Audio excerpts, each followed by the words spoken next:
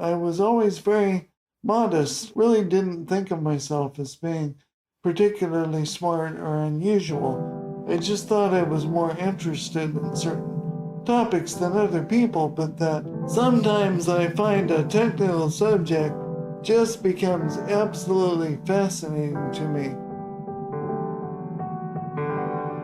I can't think about anything else. When you learn a new computer technology, you can immediately put it to work by writing software and be able to do things you couldn't do before.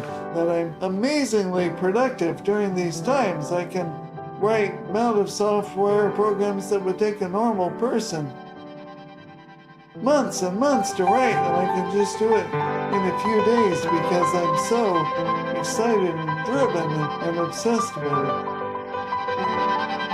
It's always been something unique that I've had.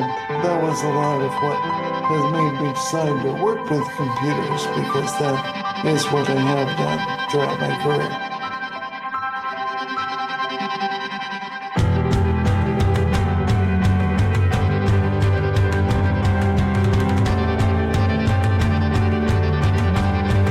The innovators, the rule breakers, the misfits, not the status quo. This is Thriller Lining.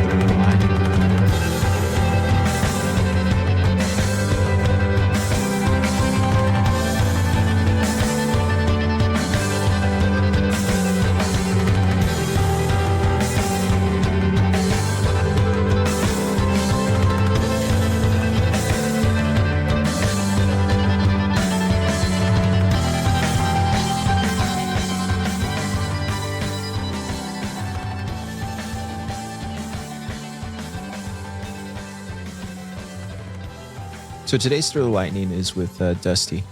He's working on some cool stuff here at Pleb Lab, but besides that, he's just overall great guy. I think if you ask anybody about Dusty, people would say like most lovable guy in Bitcoin. Like he literally is. He's just a bag of joy.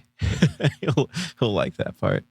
You're a bag of joy, Dusty. No, you are. You're just like an awesome human being, and I like talking to you. And every time I'm around you, I get in this super good mood. And yeah, it was a wonderful time recording this Thriller Lightning with Dusty. And we talk about it all. We talk about Bolt 12. We talk about like LNURL. We talk about Core Lightning. We get into the L&D stuff. We get into like some of the I don't know, the underpinnings of what's really going on in the Lightning network. We get into it all. It's a very fascinating conversation. We even get a little geeky. We talk about Star Trek too, talk about art, talk about design, talk about Austin, talk about San Francisco, and we talk about it all. We literally got out of a Bitcoiner meetup, got super inspired, and said, "Hey, let's go record a pod." So we ran over here, recorded the pod at Pleb Lab. He had a bottle of wine. I'm a sober Sally these days, so I'm drinking like this fizz thing, but it was great. Yeah, this is going to be uncut because it's getting pretty late here, and I don't want to edit like the whole thing. And I think it's actually just a great conversation. So this might be the longest Thriller Lightning we've ever done. And at the end of the day, I think hearing the conversation and how it just kind of goes all over the place. I think that's what we do here at Thriller Lightning. I think it's just it's a place to share ideas and let these amazing wizards talk about the work they're building, the life's work. That's a beautiful thing. Hope you enjoy this one, Dusty.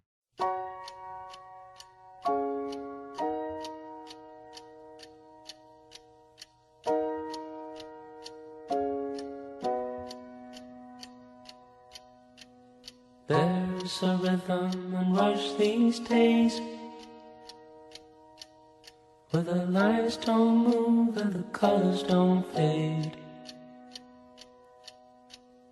Leaves you empty with nothing but dreams, in a world gone shallow, in a world gone mean. Sometimes there's things a man cannot know, gears won't turn and the leaves won't grow. There's no place to run and no gasoline. Engine won't turn and the train won't leave. Engines won't turn and the train won't leave. I will stay with you tonight. Hold you close till the morning light. In the morning watch the new day rise. Do whatever just to stay alive. Do whatever just to stay alive. The way I feel is the way I ride. Listen like the thought. Like, what is money but the thing where we coordinate a bunch of humans together? At the end of the day, it's what it is. And if that thing is more pure and more honest, it's going to create that effect in everybody that's using it. As the new days rise. And I will wait for you tonight. You're here forever and you're by my side. I've been waiting all my life to feel your heart as it's keeping time. Do whatever just to stay alive.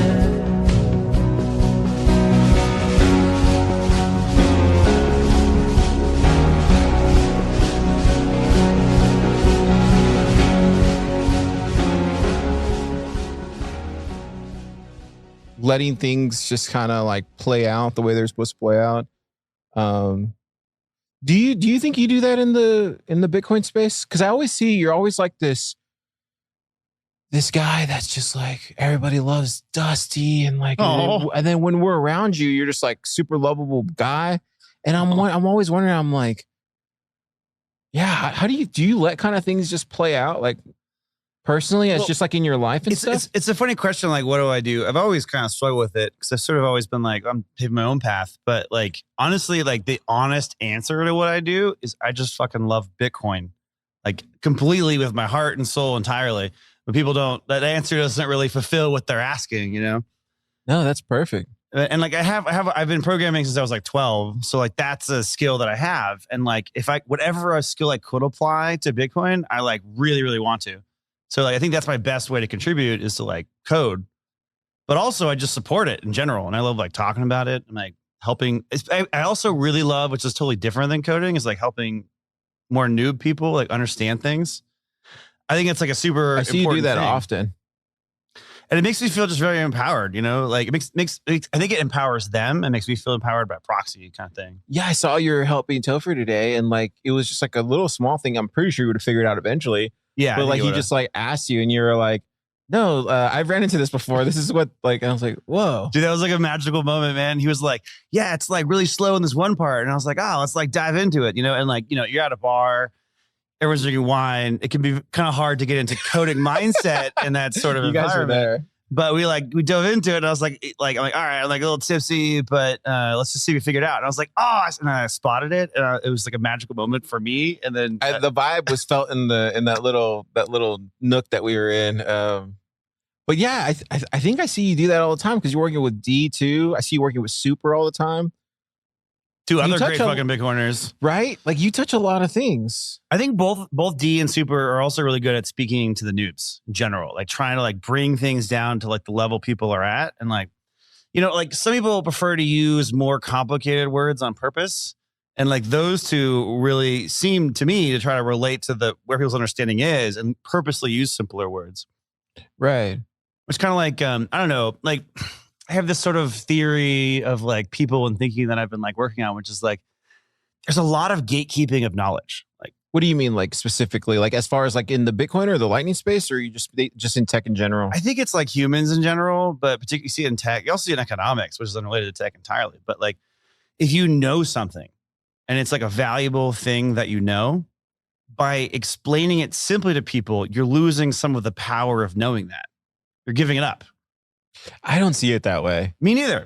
I don't do at not all. see it that way. But like, it's my only explanation for why I see so many people, like as somebody who like relates to noobs, but also knows the technical side of things, watching people and their word choice, I'm continually baffled. Like, why do people continually use complicated phrasings of things?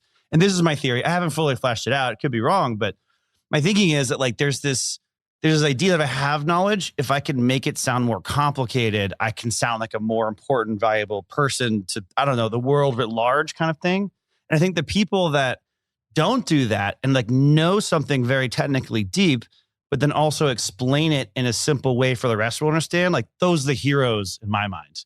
Yeah, I that's interesting. You're kind of going down this this kind of train of thought right now, because I've been kind of seeing it just like in my head too as well. It's not something I talk about ever, but I do feel like when it comes to knowing something or having any type of like expertise in a particular area, you're better off like literally sharing it with who's ever asking or whoever comes to you and needs your help. Just because at the end of the day, like it's gonna facilitate. I mean, we're talking specifically about Bitcoin, but just in life in general, like right now, for example, we were just talking to Krishna, right? And we're having a deep conversation, and she was like explaining all her entrepreneur worries that she was having, right? And you were listening a little bit. And then by the end of it, she was like, thank you so much for listening. Thank you so much for giving me some valuable things, right? Practical next steps. And I think when you do that, that just puts more positive energy into the world. And literally, I don't see why we can't have more of that. Yeah, I think like every person has to ask this question, like, are they going to help the tribe around them or focus on making themselves better at the cost of the tribe? Yeah, and you have to help the tribe. That's the core thing. And I think there's kind of a naive like understanding of this where you're like, okay, if I help myself at the expense of the tribe, I can be better off relatively. But it's only true in the short run.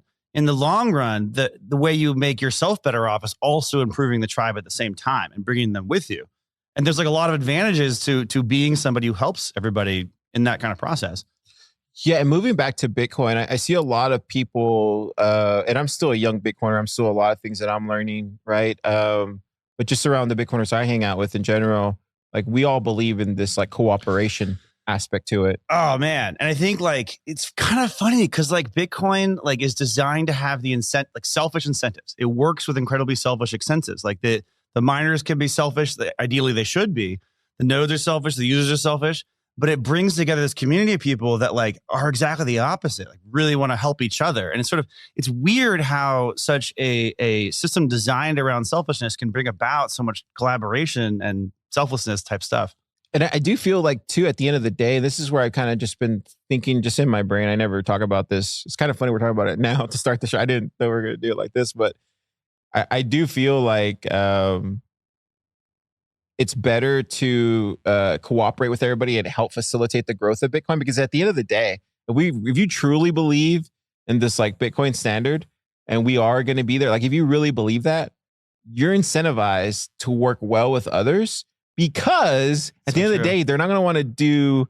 I mean, if we're all paying in sats and we're all, moving Bitcoin around and we live in this Bitcoiner economy, why am I going to choose this place to go eat, a steak dinner as opposed to this place to go eat a steak dinner? They both take Bitcoin, right? So who am I going to give my Bitcoin to? Am I going to give it to somebody who's not in the tribe, or am I going to give it to somebody who is in the tribe? I think that's true, but I think there's a bigger thing that I really believe, that having a hard money standard that all of society's on, like it literally raises all boats. That analogy has been used. That too, yeah.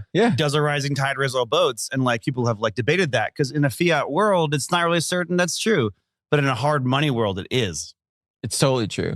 And I think right now, like just being here inside 701 Brazos, like hanging out with these other entrepreneurs, like I just see constantly over and over, like the one person off by himself, coding, not talking to anybody because he feels like he's super competitive in this fiat world. And I'm like, I go up to him and like, hey, how's it going, brother? Like, how's your day going? Oh, going pretty good. Then you start hearing all these problems that he's having. And then the next time I'll walk by him, I will see him talking to other people.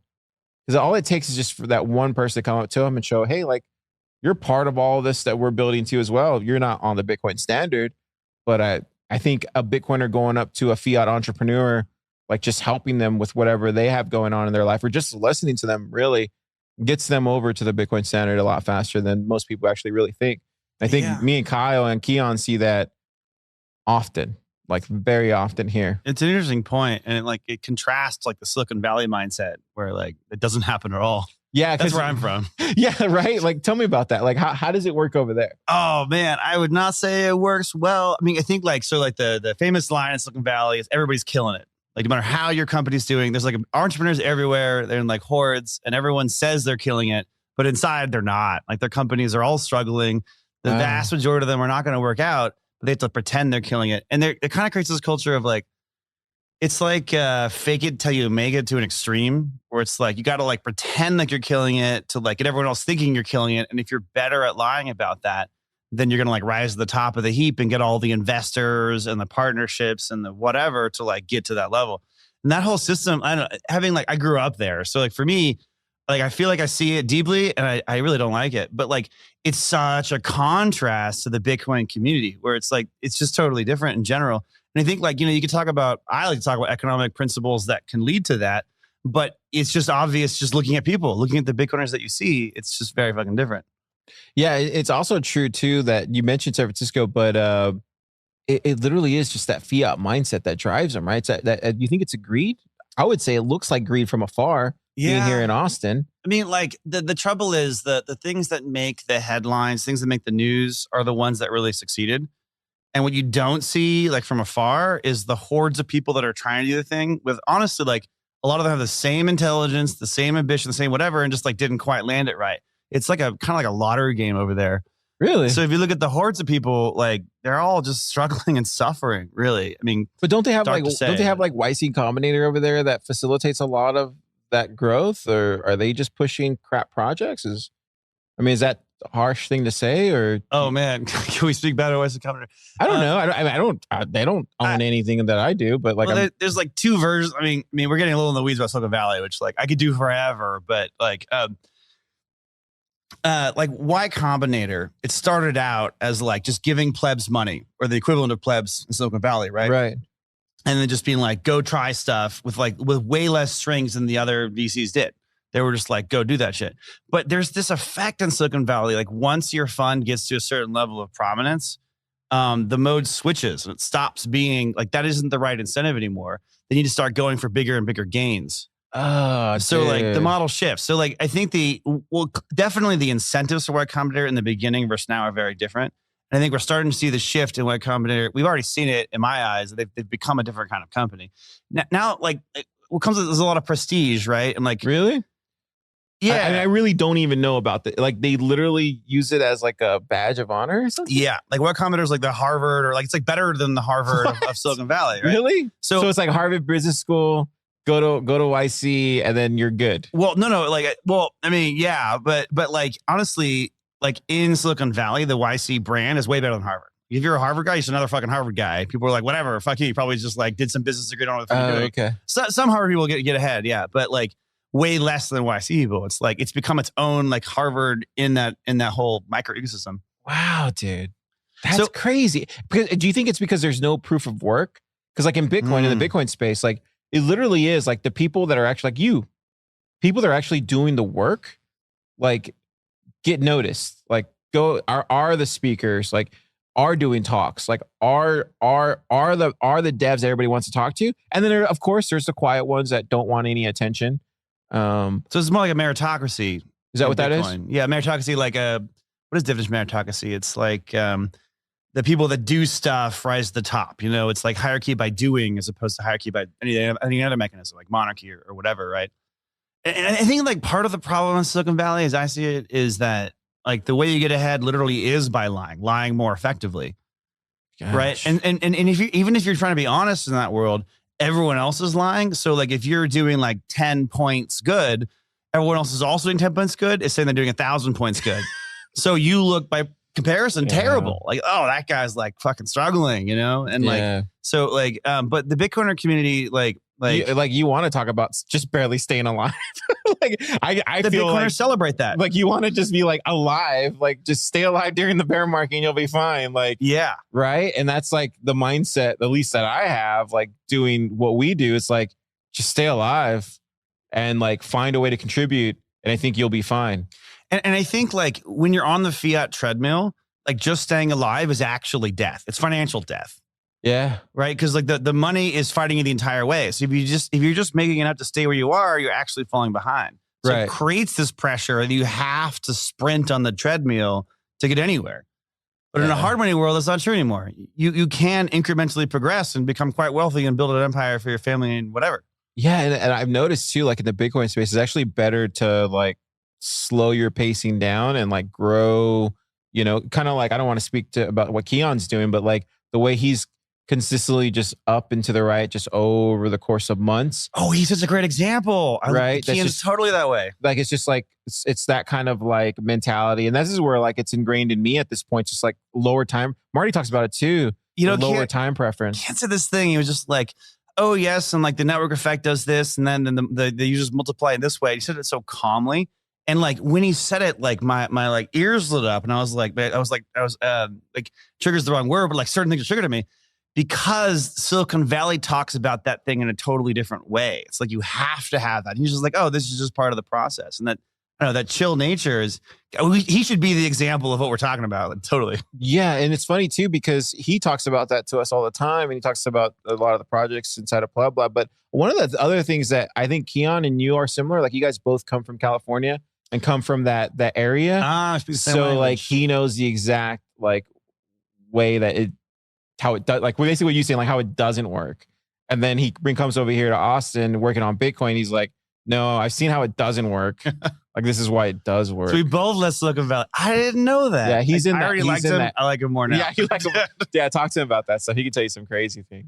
So switching gears, like let's talk about Core Lightning. Core Lightning. So I didn't even know that you were, I knew you were doing Core Lightning stuff, and I saw a tweet the other day by Nifty, and she was talking about like you're going to be helping with some of the tutorial stuff, right? Or, yeah, I'm doing talk at Bitcoin plus. So just like give like the full on like football stadium scope of like why I love Core Lightning, why you love Core Lightning, why is Core Lightning different than like some other implementation? Just like tell us like all that. Why do I love Core Lightning? I know it's like I don't want to hate on any other implementations. Absolutely, but like why do you spend all your time doing it? Yeah, like I remember like when Lightning like first started coming out, and like Lightning Labs was the first one that was out there, and I legit went through a bunch of their code base, and I really wanted to contribute.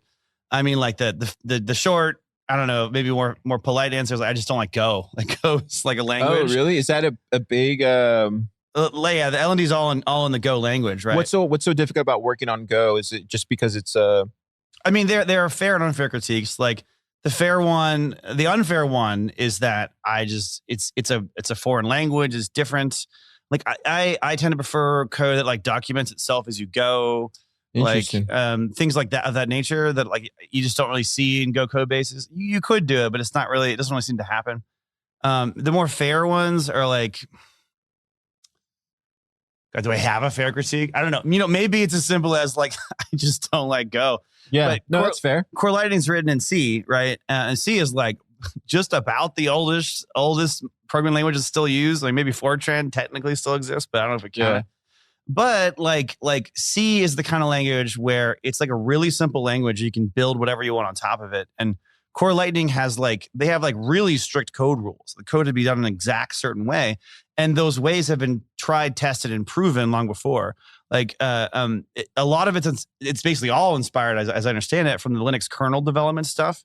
Yeah, don't they have like a one of the like the original guys from like the Linux community or something like that? Yeah, Rusty Russell, I think was a Linux developer for a long time. Okay, yeah, I think it's Rusty Russell. That's what I've been told. Okay. So, and I haven't had a chance to ask. Yeah, I him, don't know either. I remember hearing that somewhere at a meetup or something. Looking at the way he like codes and talks about things, it makes total sense, right? And so like it's the kind of framework that like it's harder to approach as a developer in the beginning. Like there's less training wheels, right? You got to like figure out what's going on, but it's designed to long-term make stable stuff. So like all of the internet essentially is running off Linux kernels. So like it's critical infrastructure. Like if the Linux kernel has some flaw in it, like the internet dies. It's over. Right. So like they have this culture inside of there to write code that like can last that long time. So like the way I view it is like, you know, a language like JavaScript more so, you know, silly whatever ETH stuff, but like that's all very easy to do. And Go isn't as easy as JavaScript, but in my mind it's closer to that than it is something like C. But like, well, what the question I would ask is like, what's the goal of the code? Is the goal of the code to make it easy for new developers to get into it? You would think, right? Or is the goal of the code to write robust software that will run the new monetary system of the entire planet? Oh yeah. So that and can you have it's both? a trade-off. Can you have both or no? I don't think you can have both. Really? Yes. Why is that for? Because the decisions you have to make with the code and also the coding style will favor one over the other. And it's this eternal trade-off. Like I've been watching languages come and go for a long time, and like they always are picking different trade-offs on the scale. And the reason they keep fluctuating around as new languages come out is because there is no actual way to do both. You have to like pick one or the other. Oh, is that what it really comes down to Yeah. at the end of the day? Okay. Yeah, in my eyes, you just taught me something new. I didn't even know that. Yeah. Yeah. I mean, in the early days, it started out like crazy. You had like Visual Basic and like C and then C++. And Visual Basic was the easy one. And getting started was very easy with Visual Basic, but like writing a program that could actually do something was impossible. And now you have like, I don't know, JavaScript is the easy to approach language. I think maybe Python kind of counts in there. But if you want to write any like performant application at scale, you need a language that has the architecture that supports that. That's C. That's C. It's often C++, you know, but like even the things that will do C++ usually tend to use a set of C++. So in my mind, they're kind of in the same page. But the other thing, I know that unrelated to that part directly is that those languages have been around for a long time. So like if you've ever flown in a plane, 737, a Boeing, Right. whatever, that's all running C++. Is it really? Yeah, all of No it. way, dude. And that's really? it's probably never changing. And the reason they make it's so secure is because the reason it's so reliable is because they have such strict coding rule style requirements for them. And part of why they're able to do that is the language is so old. We've seen all the mistakes. We've seen people write C and C++ programs that like screwed up royally and fucked over things. Oh, okay. So So I see what you're saying. There's a lot of lessons there. So you're saying like you're going to go with the most reliable solution. At the end of the day, it's like with me in production, like I'm going to go with the thing I know that is the most reliable, the most robust, that it doesn't drop a stream, that it doesn't drop anything. Yes. Same thing with Photoshop. I'm going to go with the plugins that I know that are my go-to plugins that aren't going to, spaz out. Right. Yeah. So and it's in my mind, that's the kind of trade-off you want to make with the most. you want the most important money in the reliable world. thing. Yeah. And so would you say like with Go, that's just not there yet? Go's a at all? very new language. It's Yeah. incredibly new. Gosh, it makes it, then the decision's a lot easier than I thought.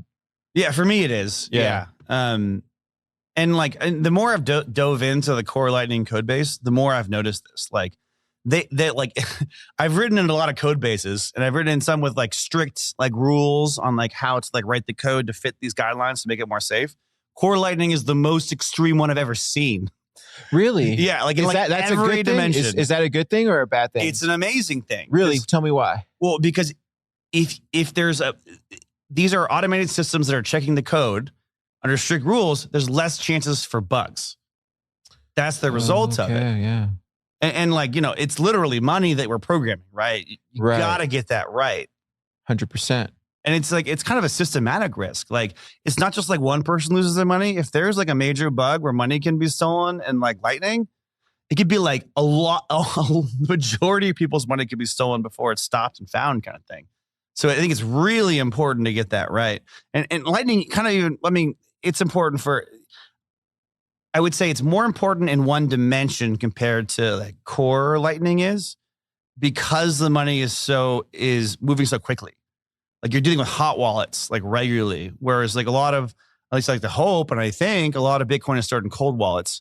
So like if there was a bug where you could steal funds on chain, Whoa. it would take a while. People could notice before it ever touched their cold wallet, right? Right. But with Lightning, it's like the moments there's a bug, like somebody could just fucking sweep everybody, like it's Yeah. a really big deal to me. I think it should be to Oh my Bitcoiners. gosh. So how often are they talking about this? Are they talking about this like I mean, on the L&D side, how long like, do they talk? Don't you guys have like a weekly or a monthly like lightning? Yeah. What is that called again? It's like a lightning. I forget the name of it. But it's like, it's supposed to be where all the lightning developers come together and talk Yeah. about like the code bases, right? Or something about Yeah, getting it there or They something. mostly talk about integration between them, right? So like, when L&D talks to Core Lightning or Claire, Because talks they to want Core them all to be like interoperable, right? Or, Exactly. Yeah. I think it's similar to like there's an HTML coalition that gets together and talks about HTML, and every browser has to support it.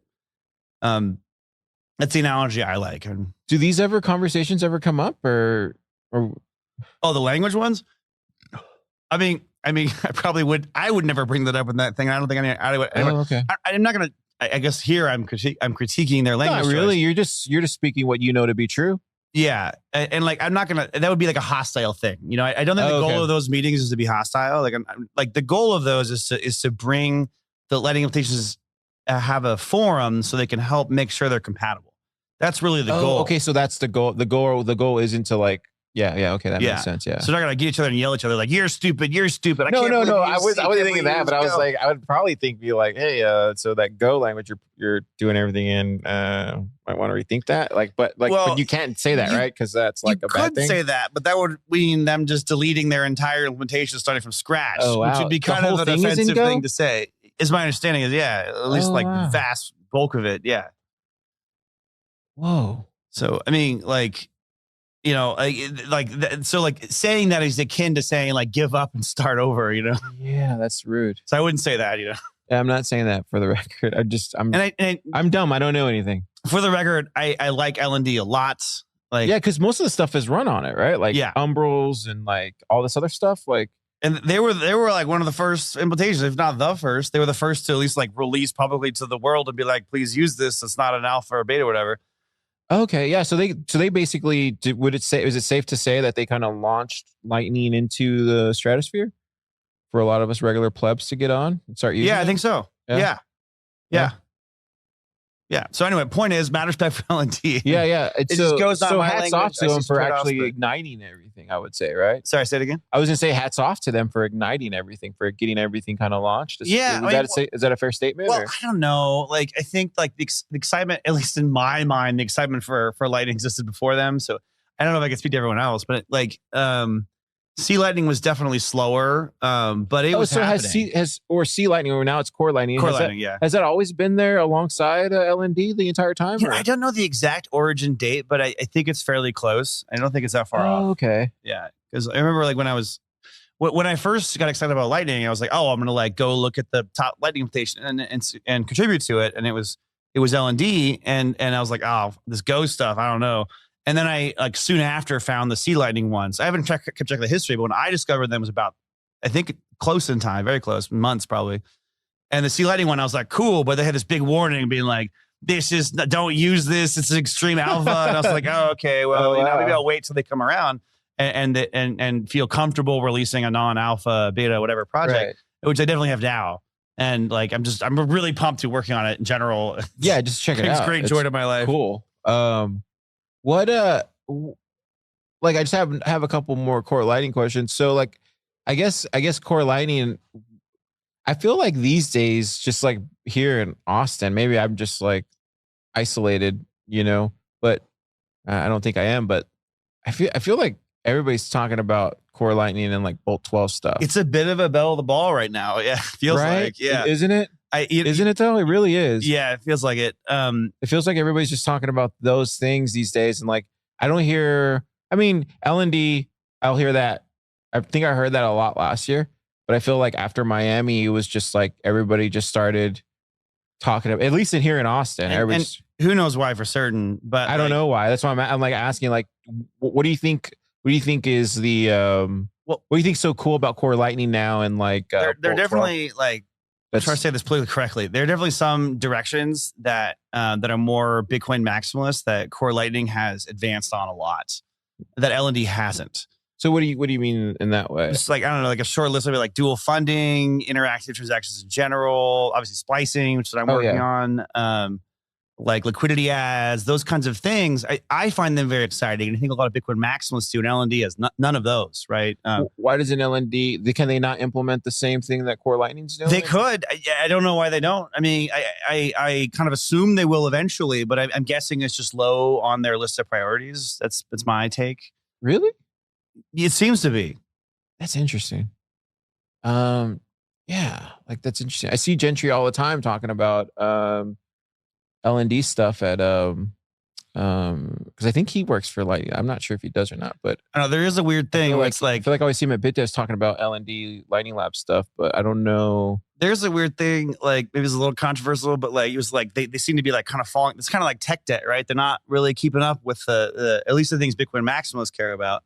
They're behind on that tech debt, and you're like, what's going on? Why are they so behind? And then they release Taro, and you're like, oh, maybe they were working on that, which maybe is unfair. I'm not in their company. I don't know what they're actually doing. The priorities are, but it does kind of the optics of it are like, oh, it looks like they were ignoring this more fundamental stuff to do the Taro, like, stable altcoin, whatever it is stuff.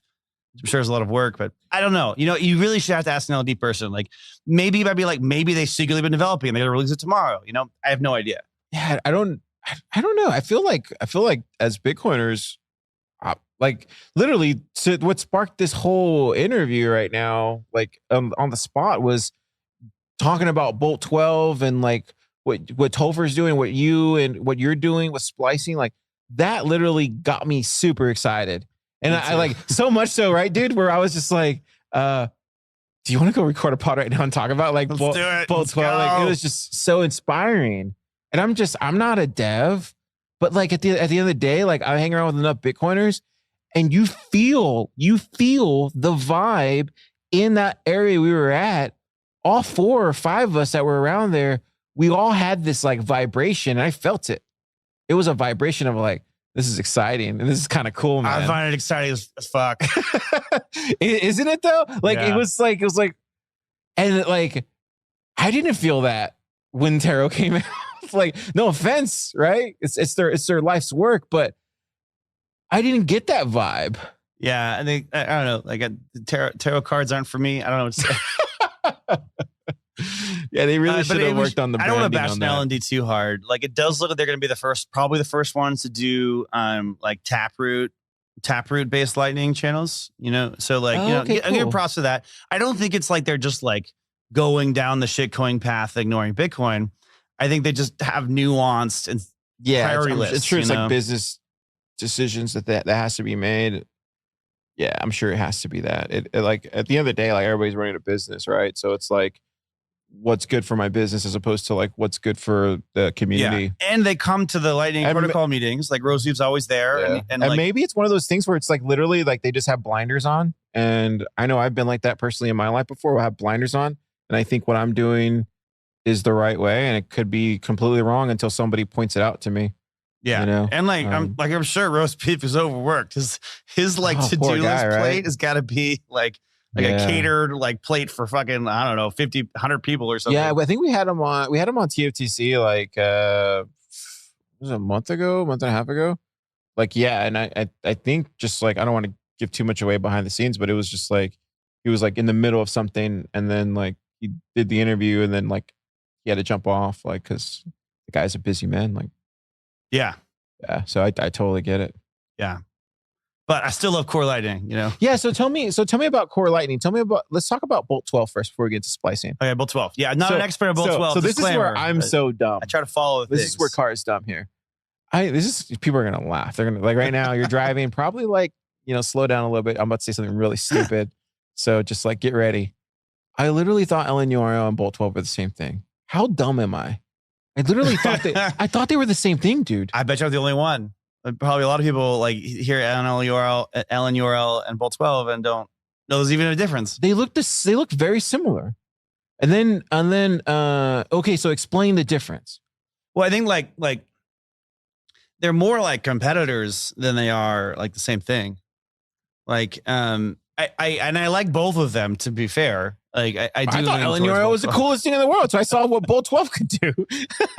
Yeah, I do really. I think I prefer Bolt 12. I prefer like there's this philosophy of like, do we want to build things inside the Lightning Network or outside? And that's a question that comes up in all kinds of places. Like it comes up with like purchasing liquidity, aka liquidity ads, right? It comes up with Bolt 12 and LNURL. And what I like about Bolt 12 is it's trying to implement those things inside the Lightning Network, which I think is the most scalable way to build that stuff to work well for the future. And I think that's really, really important. And LNURL, like I still fucking appreciate it a lot, you know? Yeah. But like, There's a lot of great companies that use LNURL. I would love to see it be kind of like a stepping stone to an actually like implemented in the protocol type of thing, which is what Bolt 12 is trying to do. Yeah. So now explain exactly what Bolt 12 is like on like for lack of a better word, on the metal, you know? Well, Bolt 12 is about 12 things. It's actually not 12, I think it's like 9. But there's a lot of stuff in Bolt 12. And I think like one of the critiques that I've heard is that like there's maybe too many things in Bolt 12, you know, but I don't know, like compared to like, it's kind of an unfair comparison. People compare it to like a BIP where a BIP has like one thing in it and Bolt 12 is a bunch of things. But you were asking like, what is it on the rails? Like essentially in my mind, Bolt 12 is, I mean, it's a lot of things, but the probably the important one is it's giving you instructions to go find how to make the payment and separating that from like an invoice, which is like, here's how to do the payment itself. It allows for a lot of flexibility. Oh, cool. So it's like a one scan QR code that I could throw on Thriller Bitcoin or even a Yes. cover art or even a newspaper. Yeah. And so one of the things that enables is like multiple payments, right? That's a big one. And it also enables a bunch of other things. Also enables a bunch of privacy stuff too, which is quite cool. It enables a bunch of things. So recently I've been playing around with this like Thriller newspaper, crazy idea. And a lot of Bitcoiners are getting excited here in the city about it because they're like, oh, cool, zine. I'm like, yeah, it's a lot of work, but it's my passion. But I was going to use an LNUR. I was going to use, I printed off like just a prototype. And then I use an LNURL QR code thinking like, okay, this is good enough, I thought. And then I was like, wait a second. So you're telling me this is actually going to the web? And now looking back on it, it's like I actually had URL in the thing. So I don't know why I thought. There's URL in the Literally, name. I don't know why I thought like it was like stood for something else. So stupid. I'm so dumb. But so yeah, explain that. Explain why LNURL is completely different than Bolt 12. Because this blew my mind. Yeah, I mean, I think I have not fully. I'm not an LNURL expert either. Yeah, but yeah. Like, what I understand it does is it gives you a URL that you can your wallet can go to, and then from there go get the Lightning invoice. Okay. So there has to be like a domain set up, right? So we're relying on DNS, we're relying on the www, we're relying on the regular internet to do that. Interesting. Yeah. Whereas like Bolt 12 is trying to say like, let's keep it inside the network. And that's what you want. Yeah, I think that's just better in general. And like a lot of core Lightning decisions are all about that. Like I mentioned liquidity ads are one of them. Like, so like right now you can the word, we think we should define buying liquidity because it's kind of a word that confuses Yeah, people. yeah, go for it. Like if you're running, let's just say you're a merchant and you're running a Lightning node, you have to keep your connection to the Lightning network balanced. And if the more payments you received, naturally the less balanced your connection gets. It gets too one-sided. So you have to constantly be like getting it balanced to the other side. And so there are like two services that do that. There's the Lightning Labs one. Forgive me, I'm blanking on the name. I forget if it's Loop or the other one. They have one, but it's a centralized service where you can go to Lightning Labs website and be like, hey, I would like to pay somebody to bring in this to my merchant Lightning node. And then Amboss just announced one too. So there's two that I know of. So Amboss is doing the same thing. So this whole process of like buying, trying to avoid the word liquidity, but I keep wanting to say it, trying to buy the ability to receive more payments over Lightning, is a way of saying without that word, that L word that I won't say anymore. That ability to do so is like is a precious commodity. It's a valuable thing for people that are particularly merchants. People running Lightning nodes in general kind of want this, right? But those are both centralized services. Amboss controls that one. Lightning Lab controls that one. These are totally centralized. The idea of liquidity ads, which I've been trying to rebrand it to decentralized liquidity ads. Oh, interesting. Okay. Mostly because I want to emphasize that it's decentralized. This is like an open platform where anyone can advertise, hey, I will do this for you. I will give you I will contribute to your ability to receive funds on Lightning if you like pay me like a small fee kind of thing. And that's how all these work. But this one is decentralized. This is like literally it's an open market. You don't know who you're buying that from, and they don't know necessarily who you are. So like it's the most like privacy focused way to do it. Oh my god! So do you want Lightning Labs having a database of every single person that's done this, or Amboss? Like I don't. And decentralized liquidity ads is a way where no one has a database. Like it's totally uncontrolled. Oh my god! You just blew my mind. So you're saying this can all be done on the rails? Exactly.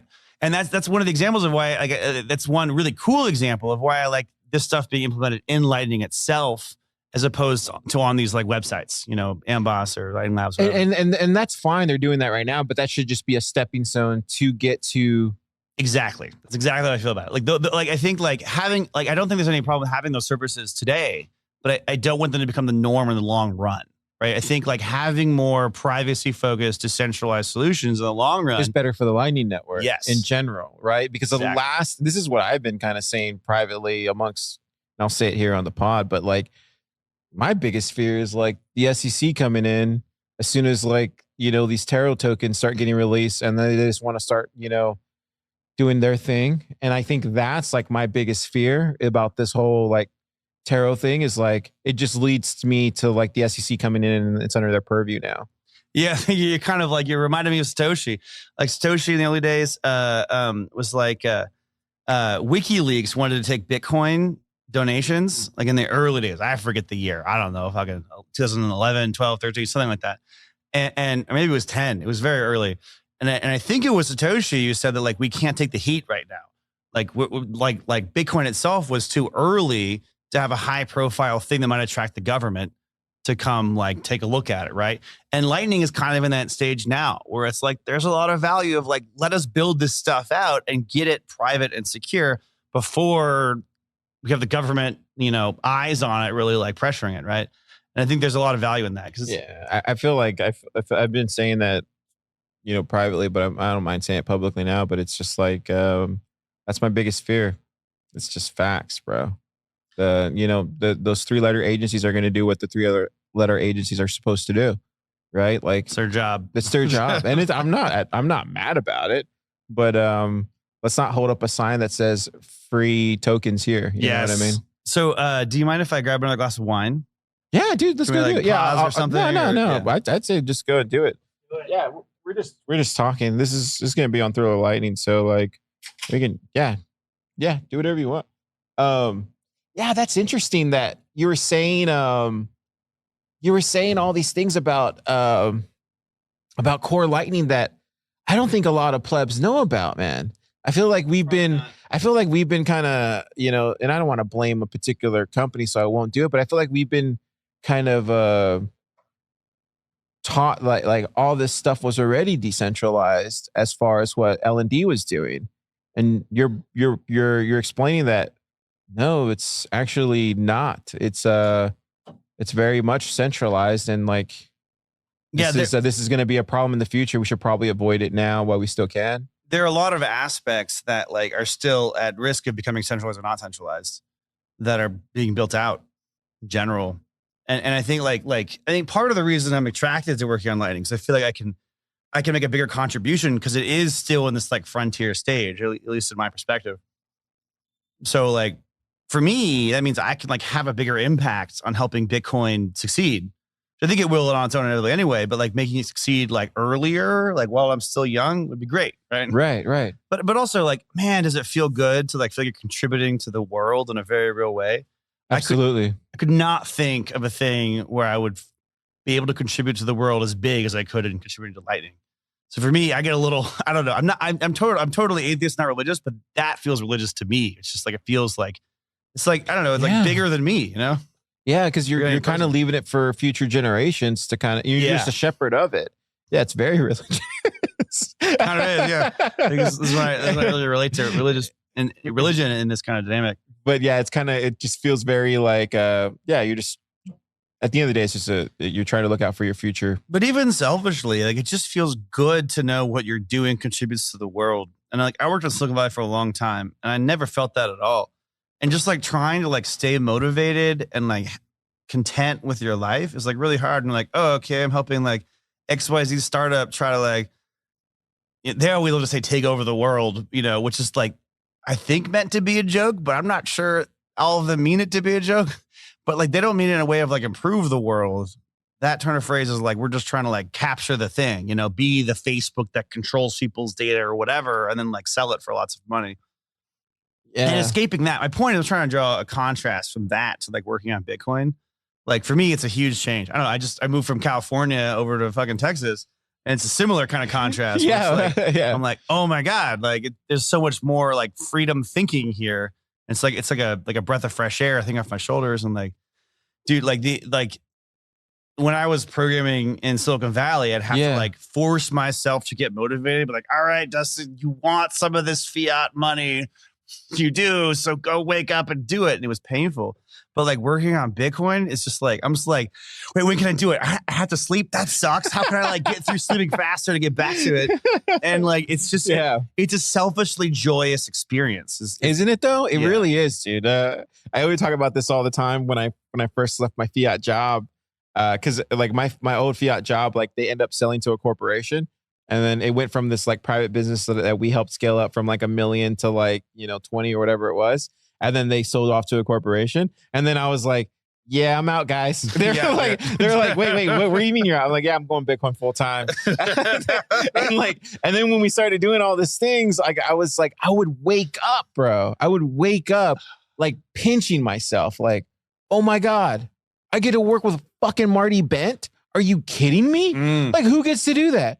I get to hang out with a super testnet and a freaking like Keon and it's Kyle Murphy and a Ben Carmen and like all these brilliant wizards like building on Bitcoin, like pinching myself. I was just like in this like frame of mind of like, what have I got myself into first? Second, I was like, is this reality? Am I going to wake up all of it? Dude, for the first like up until like December, I literally would be like, go to sleep. Like, please God, don't let me wake up. Please don't let me. Like when I would wake up, I would be like, as I thought I was going to go back to my fiat lifestyle. Oh yeah.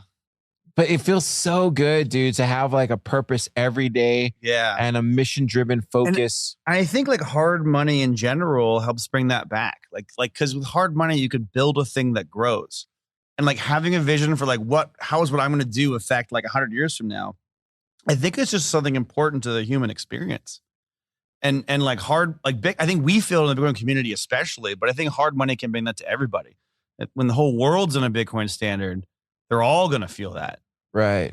And probably not as much as us, as a Bitcoin, because like we're in the early stages of this exponential fucking growth that's coming of like changing the world. But you still feel some of it. And I think like conversely, if you're in a fiat system, it's just everything's slowly eroding all the time. And so you're like, okay, if I work really hard, I can erode it less slowly, or I can get ahead and like fuck over some other people and then like become more ahead than them. And it's like that kind of motivation, like while it is motivating in a strict motivational sense, it like eats at your soul. You don't feel good. I never felt good about that kind of thing. And I think that like the Bitcoiner community is feeling this hard money effect first. And I think it's gonna slowly keep spreading, or maybe quickly. It's interesting too. Like I talked to my normie friends now. Like it's been a few months. Like the first 4 or 5 months, they like totally cut me off. They're like, "Oh, you're crazy, man!" Like and then they're like, "Oh wow, so you're like in this documentary now?" I'm like, "Is that all you can think about?" Oh my God, like, so it's so like fiat driven. And then nowadays, like they see all the stuff that's going on. Hi guys, if you're listening to the pod, but like, it's like I get constant text message from them complaining about their fiat jobs. Yes, 100%.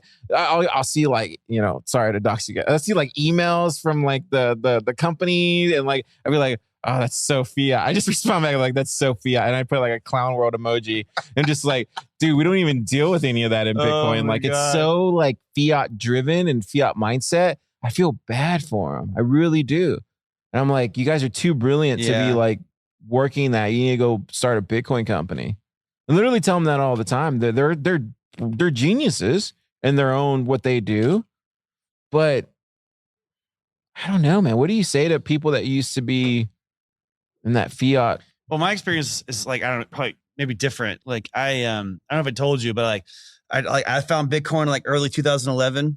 Oh, did you really? Yeah. And like I didn't buy a bunch, which I did, but like I already like I don't want to say believed in it, but I saw it as the solution to problems. Like I think I come from a weird background where I'm like obsessed with both computer science and economics. Really? Yeah. But I've been an autodidact. I never really went to school very much. So like I studied on my own. And when I studied economics, I like read the Keynesian stuff. I was like, this just sounds like bullshit. Why would I waste my time?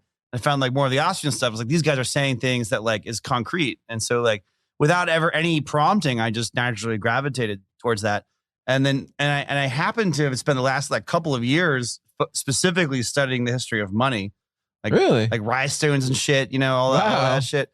And so when I found Bitcoin, I was like, oh my God, this solves the fucking problem. And I think I was in a unique position to appreciate it because of those two backgrounds combined. I was like computer science wise, I get why that will work. And economic wise, I get how important that is. Like end the leech blood sucking of this financial system on everyone that's happening. But when I was talking about it back then, because I immediately told everybody I knew all the time about Bitcoin, people, not just did they think I was nuts, they felt like extremely confirmed in it. And like only people that cared about me would like hold it back. You know, it's like if you have like a friend who's like, just like, I don't know, struggling somehow, you know, like they're not going anywhere. Maybe they're on drugs or whatever. And they like say how they need the drugs or something. And you talk to them, you're like, you're just kind of like trying to like pick your words carefully. You don't want to like, set them up. Yeah. And that's people talk to me, you know, they're like, what the fuck are you talking about? You're insane. And I was like, no, the whole system is not going to work. This is the solution. And like, nobody fucking believed me. You know, and it took me like 5 fucking years before like my mom and dad were like, maybe. That's my mom and dad, you know, like they love me. At least I think they do love me, but like, you know, it was that kind of thing.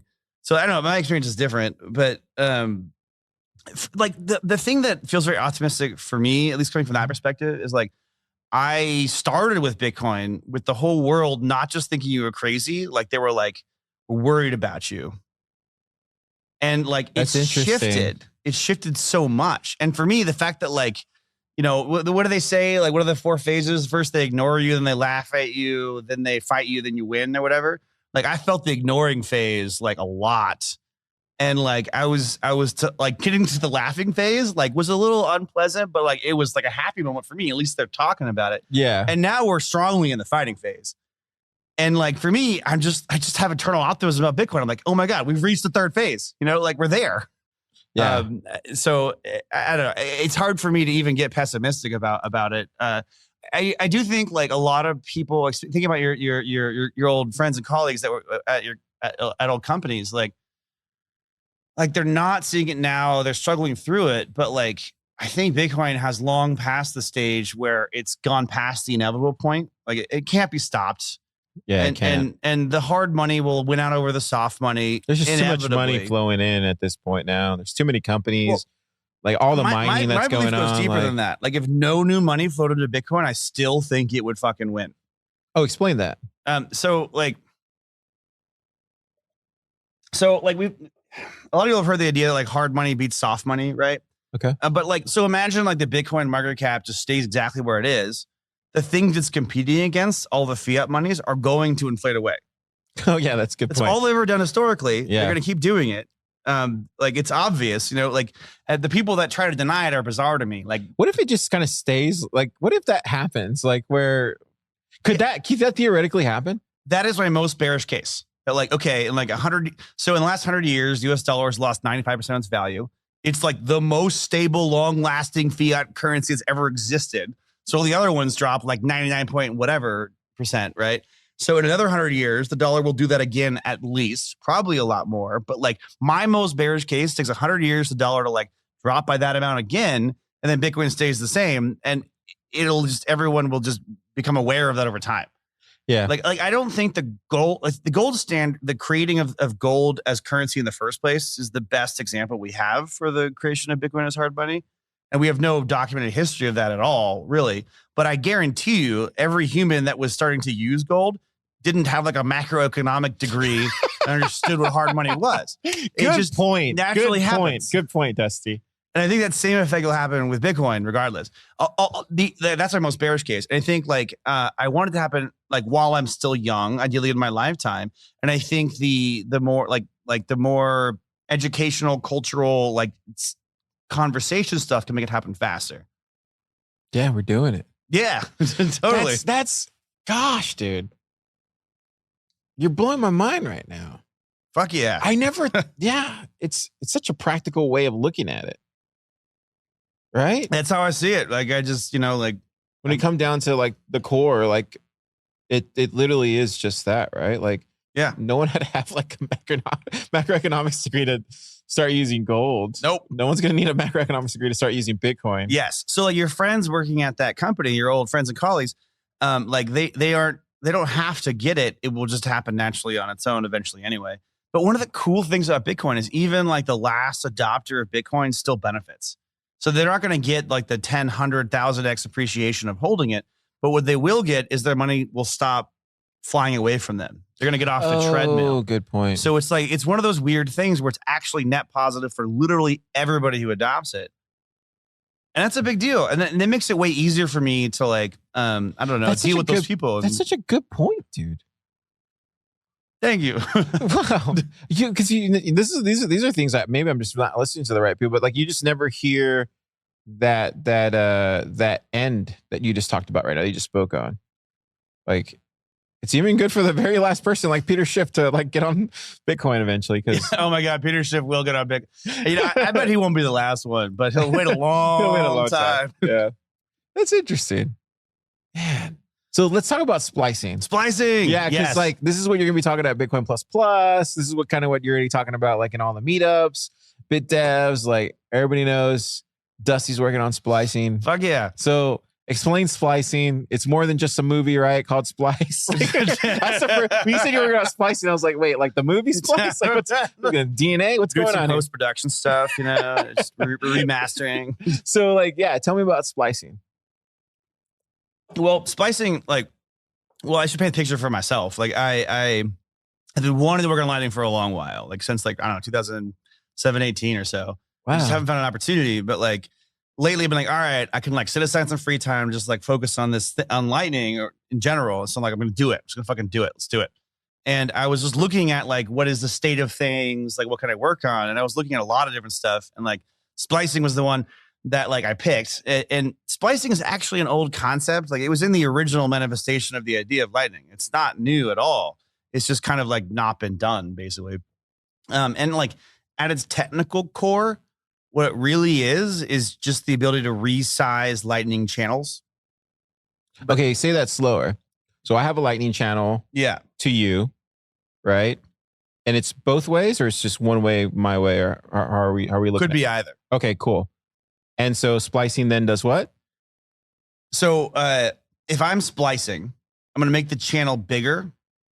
I'm going to make it bigger in general, but for my side. Okay. So like will that disrupt my side at all? It won't affect your side at all. Oh, cool. Yeah. So let's just say you have a balanced channel. You have half a Bitcoin. I have half a Bitcoin because we're balling. Okay. And like I'm like really balling. I want to put down another whole fucking Bitcoin. I can splice in a Bitcoin. And instead of our channel being, 0.5 plus 0.5 Bitcoin, now it's like one more. So it's like I have 1.5, you have 0.5. So that's kind of the technical side of it. What are the benefits from that? So it turns out this like one simple act has a lot of ancillary benefits. Okay. And the benefits depend on like what your role is in the Lightning Network. Like if you're just a user of it, the parts you'll see are just things being cheaper and also faster in some contexts. So like this is kind of more of a deeper thing. Like you don't see it directly, but you'll see it indirectly. So it's like speeding up a website to load images faster, to like Yes. instead of like the lagging that's going to take like 2 or 3 or 4 or 5 seconds. Something like this will just like speed things up where it's like we're talking milliseconds. And yes, maybe not in but- those timing terms. But the but- more important thing is the cheaper thing. Okay, can you tell me about that? So like if you ever like some people have used the Moon Wallet, MUUN Moon. Okay. And with that one, they store your funds in your phone, which is great. Like it's self custody. Fucking, we all love that. It's fucking great. And then if you can make a Lightning payment. What it does is it moves the Bitcoin onto Lightning and then makes the payment. That's quite expensive. So like when fees are high, like a Moon Lightning transaction can cost you like $1.50 or something. Like Really? yeah, it's quite I expensive. don't use Moon, but But like the reason Moon Wallet is cool is because it's a wallet with one balance, and you can pay a Lightning invoice, you can pay to Lightning, or you could pay a regular Bitcoin transaction. You can do either, okay. and that's what's cool about it, right? Right, yeah. So what splicing, another cool thing splicing enables is you can flip that around instead of what Moon is doing under the hood is they're storing the Bitcoin on regular Bitcoin. I'm trying to avoid the word on chain. I've been trying to stop using it. Do you have an analogy for the word on chain? I just thought it meant like the foundation layer of Yeah, of Bitcoin. foundation layer. That's the word. Yeah. So they're storing Bitcoin on the foundation layer, and then they pay fees to move it onto Lightning when required. So Moon, which I could flip that around with splicing, and they could store the Bitcoin on the Lightning layer, and then move it back to the foundational layer Oh, interesting. if needed, right? So like what that means is just lower fees in general. And like with Moon, you have to wait for the funds to get confirmed on chain for a bunch of things, and that would go away. So like with Moonwell will be faster and it'd be a lot cheaper. So instead of $1.50, you're paying a fraction of a penny kind of thing. Because ultimately you're not having to go from like the foundation layer up into the Exactly. Lightning network. It's the reverse opposite. It adds more liquidity to the Lightning network, I would Yeah. imagine, right? And I do think And there's more transactions as well too, and like leave the foundation layer alone unless you're moving, right? exactly. Or no. Yeah. I think long term, like we'll think of paying in Bitcoin will just be a Lightning payment. People might not even know the term Lightning. They won't even know they're doing it. They'll just think, oh yes, this is a Bitcoin payment. Whereas like if you look in the past, like everyone's used to like there being a Bitcoin payment, a Lightning payment being separate concepts.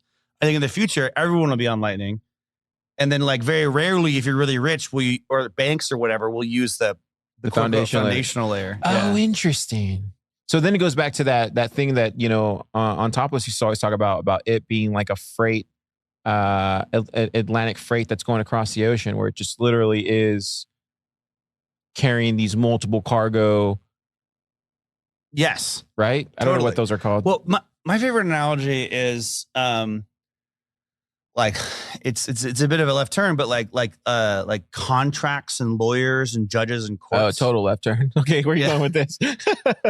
So like people don't often think about it, but like you just try to imagine for a minute how many contracts are written and signed every day in just the US. A lot. It's a lot, right? And how many of those contracts are actually ever brought to court in front of a judge? Very few. A tiny fraction, Right. right? I think that separation, if you just imagine like, you know, two parties and their lawyers or even individually, whatever, signing contracts, that's the Lightning network. And going to the judge in the court case, that's the foundational layer. Right. So like with this is exactly how we scale Bitcoin to bajillions of people, you know, millions of transactions per second. We're saying we're only going to take the transactions that have some kind of conflict. Those are the ones that are going to go on chain. The conflict will be resolved completely correctly because it's all being signed not by lawyers and people, but it's being signed by cryptography. So cool. Yeah, so that's my favorite analogy for that. Yeah. I want to talk about splicing some more if I can. Yeah, no, keep talking about. So, okay, so that's one cool thing. Totally. Now I see. Yeah, that explains it to me like in, yeah. Okay. Yeah. Okay, so what's another cool aspect of it? It sounds like there's more. There's more. Oh, wow. Yeah. Wait, there's more. Wait, there's more. What? Call Okay. 888 now. Get Can you 10% believe it? off. I cannot believe this. This is crazy. Okay. So like it's important to distinguish that like it's important to say explicitly that using Lightning as a user is dead simple. Like you've done it a bunch. Yeah, I'm really dumb. Of course, it's just really simple. It didn't mean to apply your tongue, but it's simple. Yeah, It should be. yeah. It should be like. It should be anybody could use it. Like you've seen the meme, right, with the chimpanzees. Like, yeah. Yeah. So you just, you pay with your phone, you scan the thing, pay it, done. Right. And like, as somebody who's like traveled internationally, I've really felt personally how much simpler Lightning is than like every other payment mechanism that exists. So I went down to El Salvador, and I went and I bought a pupusa from Pupusa Mama. Have you heard Oh, of her? cool. Yeah, I keep hearing about these pupusas. I want to go down there and try it. So the Pupusa Mama is this delightful, like kind of older lady who She sounds amazing already. her son orange pilled her, and she was the first person to take Bitcoin in El Salvador. Boss. So I bought one of her pupusas. Actually, I bought 2 of her pupusas, and they were fucking delicious. By the way, you gotta go down there, dude. I want to go. I want to go for adopting. Is it adopting BTC or what is it? The conference called that Nicholas does? I think it's adopting BTC, isn't it? Like I went to the last one. It was 2 at once. Adopting BTC, and there's another one, and I forget what the name of the other one Man, I was. want to go so bad. We'll see. Right. It's around November, right? Oh, I haven't even kept track. Yeah, I think it's in November. I'm probably gonna go. I was telling Keon, I was like, dude, we need to just go, dude. But we'll see. It's like right around the Thanksgiving times and stuff. So maybe we'll go. If Keon goes, I'll go. I had a good time in El Salvador and generally. It's just Really? like I kind of was like, Looks I like want to cool just go back vibes. and just vacation. Yeah, dude. They got like El Zante is cool. Yeah. And there's also a town. It's a beach town. There's another beach town right next to it. Oh, really? They actually have a really thriving surfer industry there. They're international. I always see destination for Roman surfers. posting. I met Roman in Miami for the first time. One of my, superheroes in the space, and I was just like so ecstatic, dude. we exchanged everything, and then I was like, "It's like you gotta come." I was like, "Yeah, I know. I want to go." But yeah, he does all the surfing stuff too, right? I think I've seen him post some stuff on there. I believe it. Yeah. But my point was that like it's actually like they have a really nice tourist district in the town over. I think it's El cool. Tuco.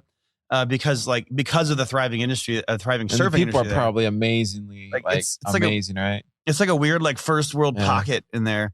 And I love El Zante too for different reasons. Like the community there is insane. Like the people love Bitcoin there. Like It's so cool. I just like kept going around the stands, like buying beers and like fucking food with like lightning. You're I'm just like boom, boom, this boom. keeps happening. Like, Yeah. what is this? And it's like the thing is real. It's really happening there. Yeah, it's so cool. You can go basically everywhere and like use lightning. It's nuts. Can you visit the volcanoes or? Oh, I want to now. I I wanna never go thought of that visit till you just said that. Yeah, I was talking to Lisa on this pod, like maybe a year ago, and she was talking about these volcanoes. I don't think it was those particular volcanoes, but she made volcanoes sound super cool. I was like, yeah, I want to definitely go. All right, that's on my list. Yeah, It's official. if we go, Oh, let's both go. Let's both go. Fuck yes. And then we'll just go visit volcanoes. I'm in. We'll just bring a miner. We have a miner in the lab. We'll just bring We'll it just over. bring it. Like we'll just bring some water and steam turbine. We'll just construct it ourselves. We'll get super to like magnet, make it grow or I something. bet it could. Yeah. Okay, so tell me about Oh, splicing. right. Okay, go back to So splicing. the point of my interlude was that like paying with Lightning is really, really simple as a user. Okay. So I just like to say that because sometimes when you start explaining Lightning, people are like, at the end, you like talk for a long time. At the end of like, oh, wow, that sounds complicated. I don't know if that's for me. They say it's complicated. The I don't know if it's for me part. You can just read it on their face. They don't say it out loud. So Yeah. it's important to qualify that, right? So this part's a little more like you don't have to know this as a Lightning user, but like the Lightning Network is powered by a bunch of Lightning operators that are Okay. trying to route your payments. So they're competing to like help you route payments, and they're doing it for you automatically as you think about it. And they're trying to route the most payments possible while like lowering their fees as much as possible and routing as many of your payments as possible. So there's like 2 parts to that. One is they want to lower their costs, which is definitely something splicing does. The other thing that's even like kind of harder for Lightning operators is figuring out what the best routes are.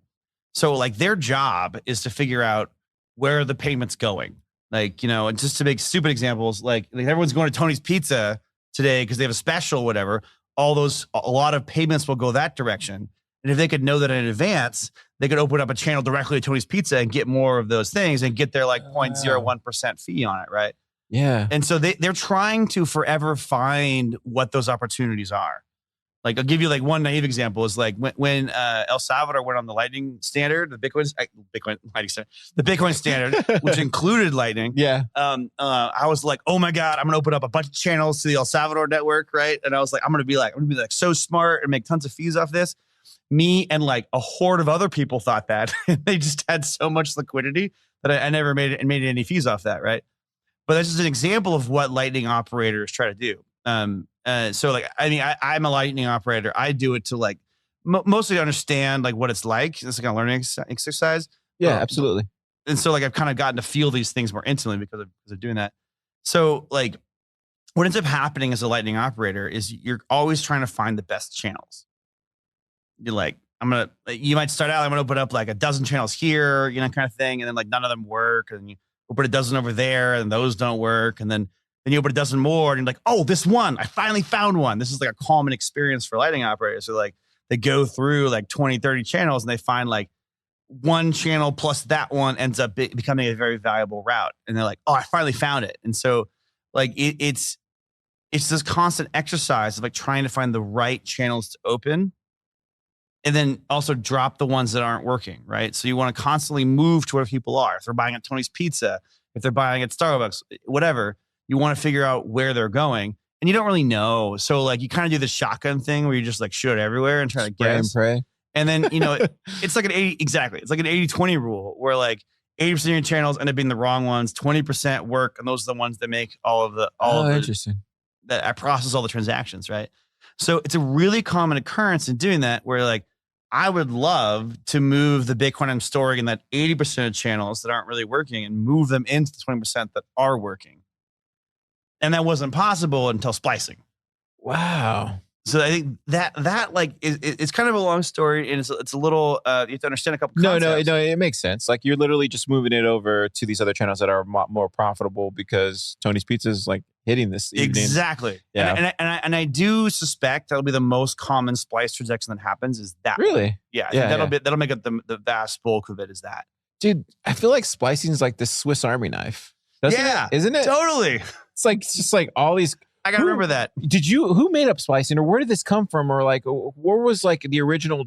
You said it was in the original. It was an original idea. Yeah. Were you the first one to actually start working on splicing or was there somebody else? Was it Rusty or like who? So it's a funny story. I got in I would call it an argument. You got into an discussion with C++ where I was talking about she was talking about balancing some channels, I think, because she runs a great Lightning node and she's got a lot of the PlebNet stuff. And I was like, oh, you just do splicing for that. And she's like, but what's splicing? How do I do that? And I was like, yeah, like Core Lightning has splicing. And then she was like, what does it? And then I went and looked it up. I was like, oh, they don't. Oh, wow. and then I remember reading, I'd read a thing. This is probably a year ago. I'd read a thing like, I don't know, like 6 months prior. I was like, I saw a thing from Core Lightning about splicing. I thought that meant they made it. And I went and like dug it up to like, I don't know, trying to prove my point or whatever, you know? And I looked it up and they were just discussing the spec of how to do it. And they had finalized on a spec of how it could work, but they hadn't implemented any of it. Oh, okay. And so it's kind of like, you know, a little bit, there's like the hubris of like, oh, I thought I was right about that, but I guess I'm wrong. And then I was like, okay, I guess I'll go take the spec and go build it for Core Lightning, you know? Yeah, because you thought you're like, yeah, it's already there. And you come find out you're like, oh, it's technically not there. Yeah. I was like, totally wrong. But I'm like, well, I can make myself right by just doing it. Just going to do it. That's awesome. That's what I love about Bitcoiners, man. We're all just like, we just want to do the right thing and then ultimately like just be of service to Bitcoin. Yeah. That's cool. And like, honestly, I lost that debate or whatever, but like it felt really good to be like, wow, here's a really important thing for Lightning that I can work on. And then it's super fascinating. Right now, you're telling me all these cool things. I had no idea. I mean, I think I knew about the channel thing. You had explained that to me before, but all the other stuff, that's just like the icing and the cherries on top. It's just like, okay, can I blow your mind with one more thing? Oh, there's more. Wait, there's more. Wait, there's a bottle opener too to the Swiss Army knife.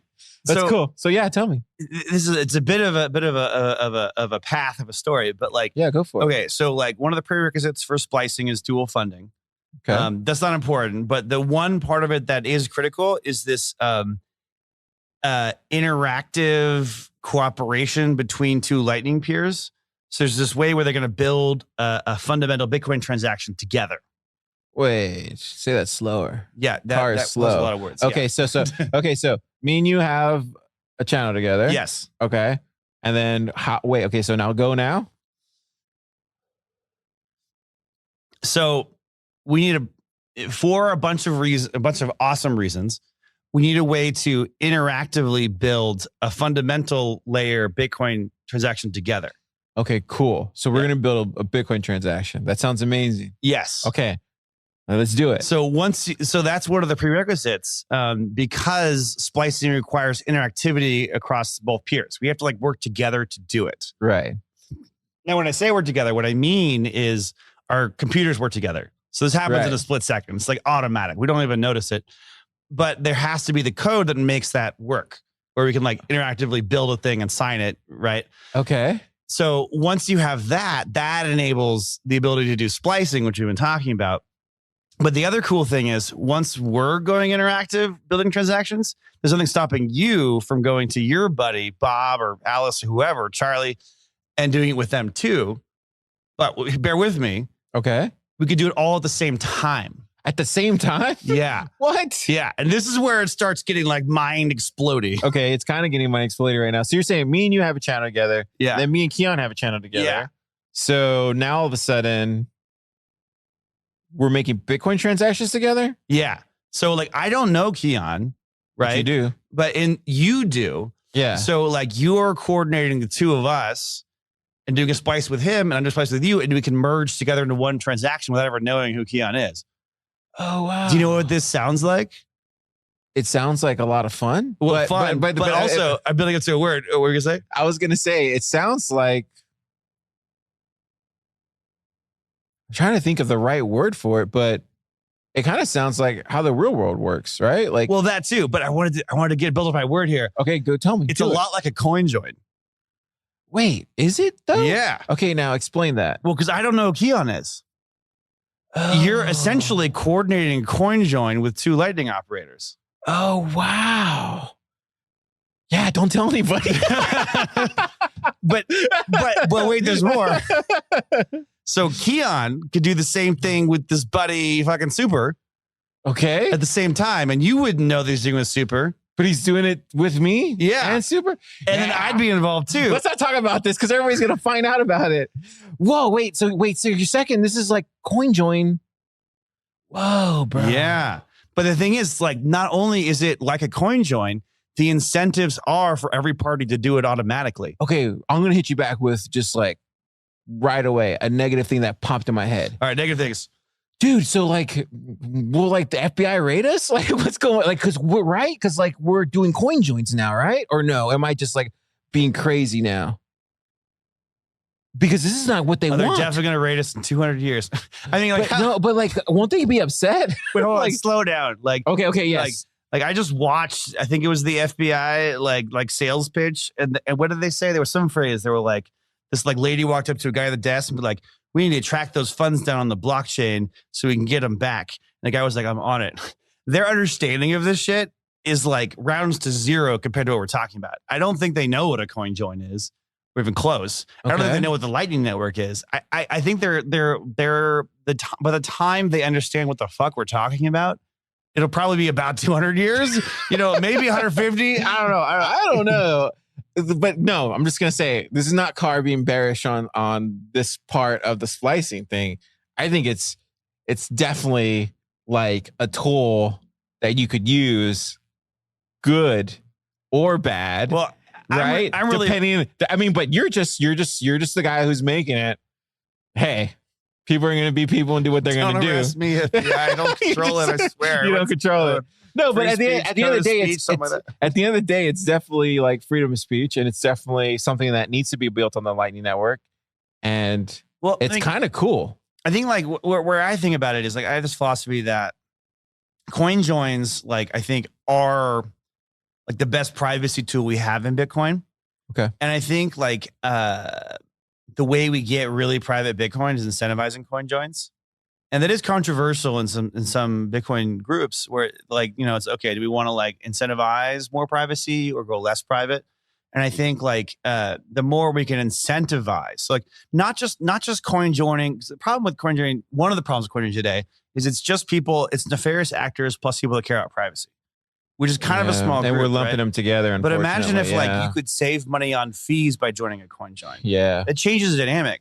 Yeah. And not everybody's doing bad things, dude. Like Yeah. no one's doing that. Like if anything, we just want our privacy. Exactly. Yeah. No, imagine a world where, okay, you could not coin join if you want to pay an extra $1 for your transaction, or you can coin join and pay 10 cents instead. And then a lot of people are like, fuck it, I'll just coin join. And I think that incentive. We will. Yeah, So just become the standard. exactly. Smart. So that's kind of like my philosophy That's on some it. 4D chess you're playing over there, Mr. Dusty.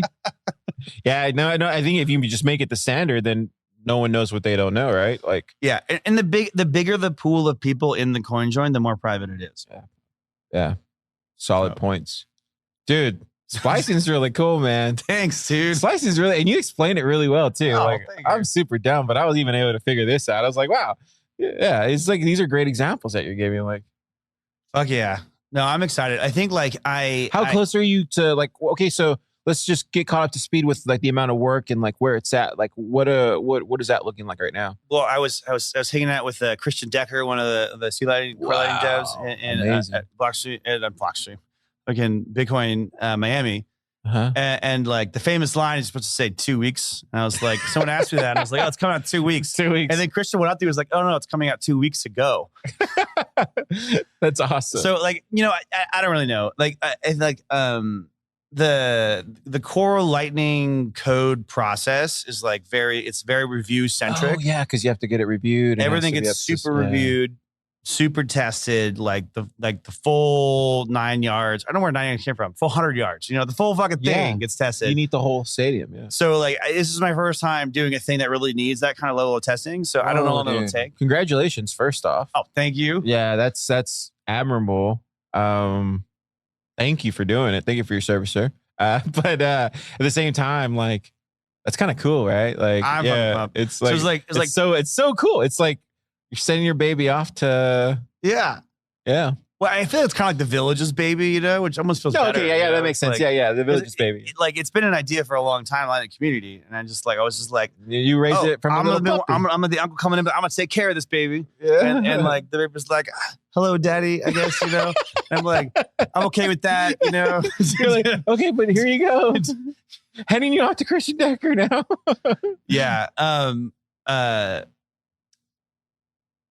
Yeah, I forgot what I was gonna say.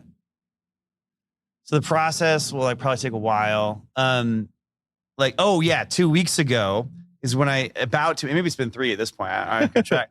I did the first splice on chain. Yeah, I saw that. Yeah, that was cool. But like I really rushed that. I was just like, Oh, you just wanted to get to the. part of why I rushed it is Why? I just want to give a shout out to Eclair. The Eclair guys Oh, are wow. cool. Tell me about Eclair real quick. Just So they're one of the Lightning implementations, like the 3 major ones are like Lightning Labs /LND, and then you got Core Lightning, and then you got Eclair /Async Q. I can never say that right. Okay. Those are like kind of the 3 main ones. There's other ones that exist too. You got Electrum and other ones. But anyway, Tobias, one of the oh my God, I always fuck his name. I feel so bad. I'm sorry if you're listening.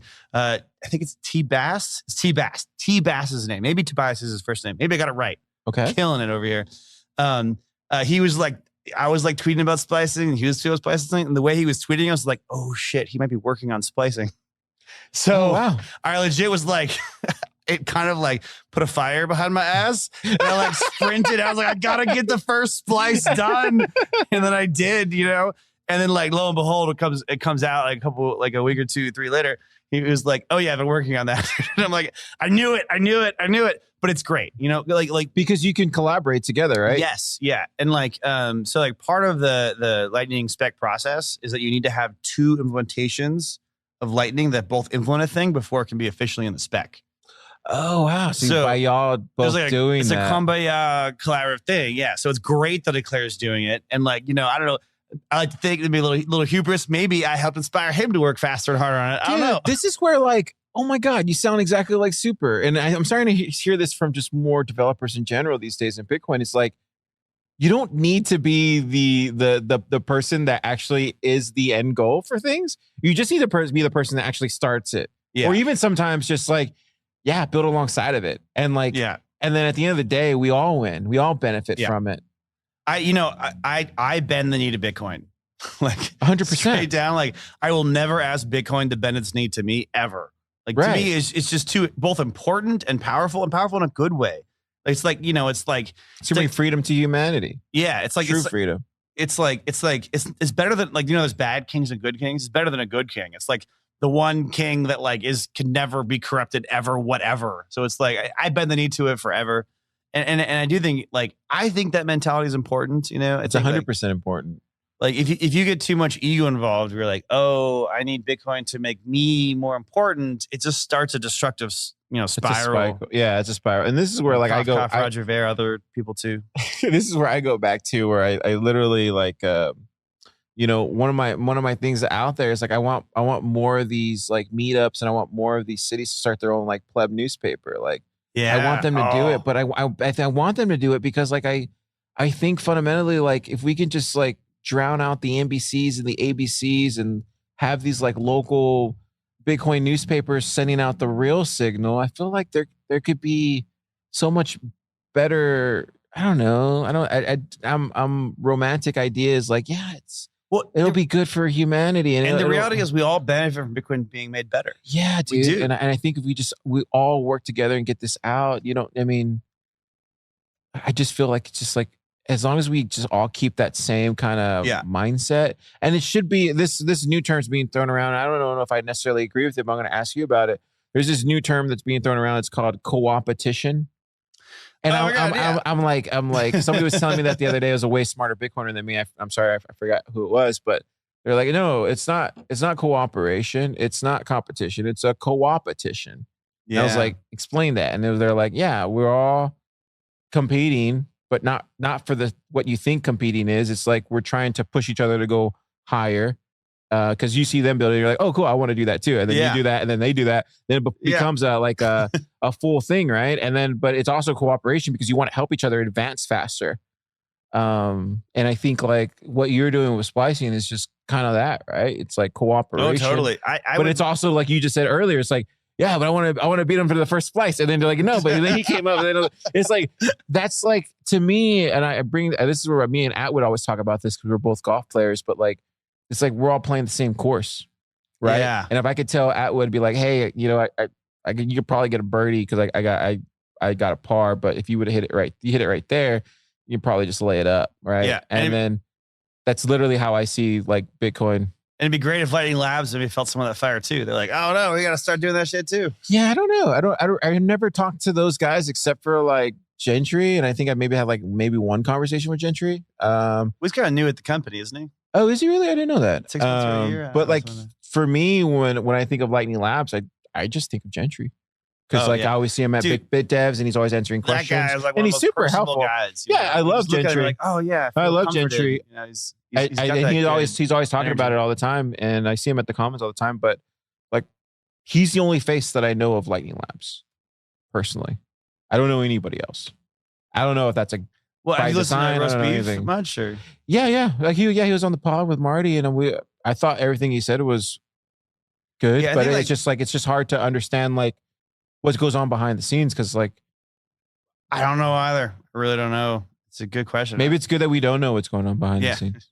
But I mean, like the point is, I feel like I've been kind of shitting on Lightning Labs a little bit. No, you haven't at all, dude. Oh, they said, yeah, but like, no, you just sound like a developer that's concerned about what they're building. Yeah, what was that word again? Cooperation or co-opetition? Co-opetition. Yeah, I think it'd be cool if, like, you know, if my splicing efforts potentially help that co-opetition energy with Lightning Labs, and they're like, okay, we need splicing like now.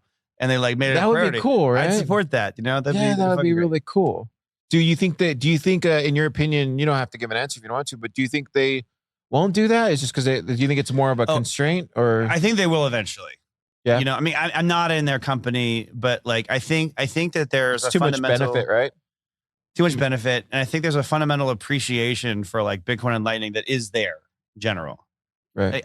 The sense I get is just not high on their priority list, you know?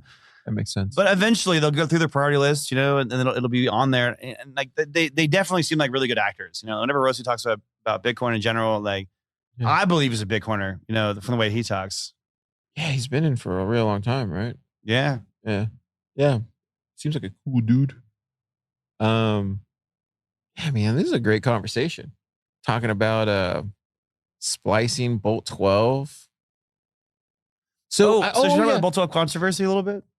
Oh, wait, there's controversy in Bolt Yeah, 12? I think there's like controversy, but like misunderstanding. So I think it'd be Oh, interesting. yeah, to talk yeah. about. What is that? What's going on there? I haven't heard about this. This might be like insider scoop. I mean, there's been like a like Lightning Labs, Core Lightning, sort of back and forth about like Bolt 12 in general. And I think that Is it because like people from Core Lightning came up with it? Is that petty or something? well, Core Lightning came up with it. You know, Rusty Russell. It's like his proposal, and Lightning Labs doesn't really like it. So there's been sort of a clash on that, and they were kind of fighting on Twitter for a little while. I don't know. If, maybe Really? fighting's a strong word. I don't know. Maybe it's probably the right word though. Discourse on Twitter. Yeah. Yes. Important, sophisticated discourse of disagreement. As we do. Type. The plebs fight with memes. Developers fight with discourse. Yeah, and I think there's been like I think a lot of people like during that fight, I felt like a lot of people were like trying to understand it. And there was a lot, like they couldn't, and they ended up like latching on to different parts of it. But I think like the fundamental thing is has nothing to do with Bolt 12 really. What it has to do with is spam on the Lightning Network. Like how do we prevent spam on the Lightning Network? And that's an area where there's a lot of disagreement. And like, if you really, I've read through a lot of the discussion about Bolt 12 stuff, and almost all the disagreement stems around this. Like, what is the way to prevent it? Wait, is spam an issue on the Lightning Network? Not today. Why would it be in the future? How to be in the future? I mean, like, that's a great question, and there are different opinions on it, right? That is literally the controversy, right? Like if you look back to like say Bitcoin in its early days, you could do transactions with zero fees. That was common. You could put a transaction through, pay zero fees, and it would generally get included in blocks and get confirmed, right? But that wasn't a sustainable thing in the long run. There had to be eventually some kind of like limit on it. And like Bitcoin, like because when Bitcoin was in the early days, like no one was using it, so it was okay to do that. And kind of drawing an analogy from that, like Lightning is kind of in its early days. Like people are definitely using it, but like it doesn't seem like there's any hostile actors that are actively attacking it. And I think as Lightning grows, that's going to change. Like imagine if like I don't know, pick a crazy number, like half the US is using Lightning, right? Like all those 3-letter agencies are going to want to spam it, shut it down. They want to find every weak point and try to attack it and shut that shit down. And I do think that day is coming eventually. And it's important to like plan ahead for that and figure out how do we manage that. And I think like all the actual like disagreement about Bolt 12 from the Lightning contributors that know about this stuff is mostly about that. Wow, interesting. Yeah. I had no idea. And it's kind of bigger than Bolt 12, right? Because we want it to be robust against that. And like right now, like Lightning nodes will just relay messages without really thinking about it. And where it gets a little complicated is relaying encrypted messages, particularly where you don't know where it's going, because then you can't attribute malice to who sent it to you. Oh. So let's just say I give you an anonymous package, and I ask you to give that anonymous package to that guy, and that guy has to give it to that guy. But each person gets their own individual instructions. You don't know how far along you are. You don't know if I've been giving out 1 billion of these instructions just to bog people down or not, right? Because if every person is anonymous, there's no way to tell. And this is kind of a core conflict, right? Where it's like you want anonymous messaging, but anonymous messaging means you can't. Attributing malice, like why it's important is like you want to stop the person who's sending millions or billions of messages because they will flood it and it'll stop working. But you also don't want to identify them as a person. So this balance of privacy versus the ability to send anonymous messages, it's a core conflict of the nature of the thing. Interesting. And I think that's, in my opinion, that's what the Bolt 12 conflict boils down to is that question. How do we solve that problem where we can still send anonymous messages without so like if you take I'm loving that way you said it, fundamental Bitcoin. I'm trying to avoid the word on chain. With fundamental Bitcoin, the way this is solved with like the mempool and stuff like that, it is every transaction that comes through has to pay a mining fee. So like if someone wants to send 1 billion messages, they have to pay the fees for 1 billion messages. And that gives the fundamental Bitcoin network this built-in security. Like, okay, if you want to flood the network, you can. It'll just cost you a small fortune and like have a good time, whatever. You'll eventually run out of money and stop. Right. But with Lightning, we don't have that at all. So we have to find other ways of trying to accomplish it. And like, it's one of those things where it's a lot easier to prevent this problem if you have no anonymity. Like if there's no privacy, they just be like, oh, car keeps sending a lot of messages. Let's just cut off car. Yeah, we can't do that. Exactly. And Can't that's do that. and I think it's a really interesting problem. Like, how do you solve that where car can remain anonymous, but still send lots of messages, but not too many? Like, these are the kinds of questions I think are important to solve. And it's an area of Lightning that like hasn't been solved yet. Exactly. Wow. Do you think we'll get there? Do you Definitely. think- yeah. And I think like Do actually you one think of the more so that's like I hate to use this term, but is this something that we got to think about in like the next couple years? But let's just get Bolt 12 going for now, and then we'll figure this out like in a couple years, or is it something that has to be figured out before even Bolt 12 gets implemented? It's a great question. I think if you ask Rusty Russell, he would say the first thing. If you ask Roast Beef, he'd say the second thing. Interesting. And that's the conflict right there. Like, when do we solve it? And I think like Rusty Russell has made some points that like there are other ways to mitigate it that we could do, this year, today, tomorrow, that will like basically solve it. It's not a problem. And Roast Beef is thinking like, well, like, this will be a problem in the future. In a couple of years, we'll like kind of shut ourselves in the foot by taking this, like, in his mind, short-term trade-off. And I don't that, think it is a short-term trade-off if it has to do with privacy. yeah, I mean, I kind of remain, I don't know, neutral third party on it, where it's like, part of me is like, let's just fucking do it. Like if I was dictator of Bitcoin and Lightning, first off, you should cancel me immediately. But before I got canceled, I'd be like, let's just do, I would say just do Russell's thing and then see if it breaks.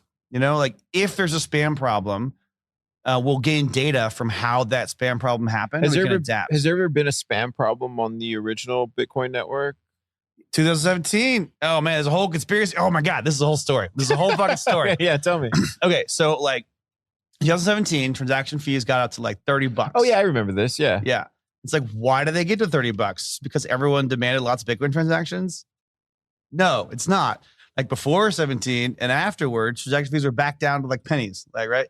And people did analysis on the types of transactions going through, and they were clearly transactions designed to just flood the mempool.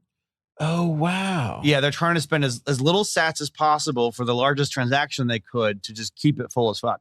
And like, who knows who, like who loved, who hated the block size on Bitcoin, Oh, wow. There may be an RV guy who hated it, who knows who did it, That's so funny. But somebody clearly spent a lot of money just flooding the market. They paid the fees, right? So that there were real transactions where they paid the fees to miners, but they made a bunch of them and they spammed the hell of it. But the great thing about Bitcoin is eventually they either ran out of money or ran out of conviction as a ratio to the money they had left to stop doing it. So wouldn't the same thing happen on the Lightning Network, or no? Because it's fundamentally just different. Well, it's easier on Lightning because you don't have to pay for the messages. One of the proposals actually is paying for messages, right? So like, Oh, okay. and this is kind of where Bolt 12 comes back, where it's like, okay, so with Bolt 12, you're giving instructions of where to find the person you're trying to pay on the internet, on the Lightning Network, right? Okay. But the way to get to them is you have to send messages across the Lightning Network to them and come back. Now, should those be free messages or should you pay for them? That's the question. It's literally like, and this is just my Cisco background, but like it's like understanding like packets going through like the Yeah. internet. Like it tears off the header, and then it tears off Yeah. the second one, then it tears off the next one, and it literally does it on every hop, right? Yeah. Because it has to find its route. Like, this is like trying to dig back. But like even what the internet uses is like BGP, I believe, right? I think that's what it is. But like it literally has to tear off each packet on its way to its destination. Yeah, the TTL. So that's what I'm trying to say is like, to me, that's what it sounds like in my head. But maybe there's a possibility where instead of it's like tearing off these packets, maybe it's dropping some sats along the way to its It destination. could be the same solution, but the problem is we want it to stay as private as possible. Oh, we don't want to track it? So if every packet is encrypted, which it is on Lightning, Uh-huh. then you can't peel off a piece like that. Right. And like this is where it comes back to that fundamental question of like spam prevention versus privacy protection. Right. It's a trade-off. And you like, well, I think there might be a way for it not to be a trade-off. This might be one of those things where you can find an optimal solution that actually accomplishes both. And it feels like the kind of thing that exists. There has been one proposal, I think by Rusty, which was that like literally just pay for every message.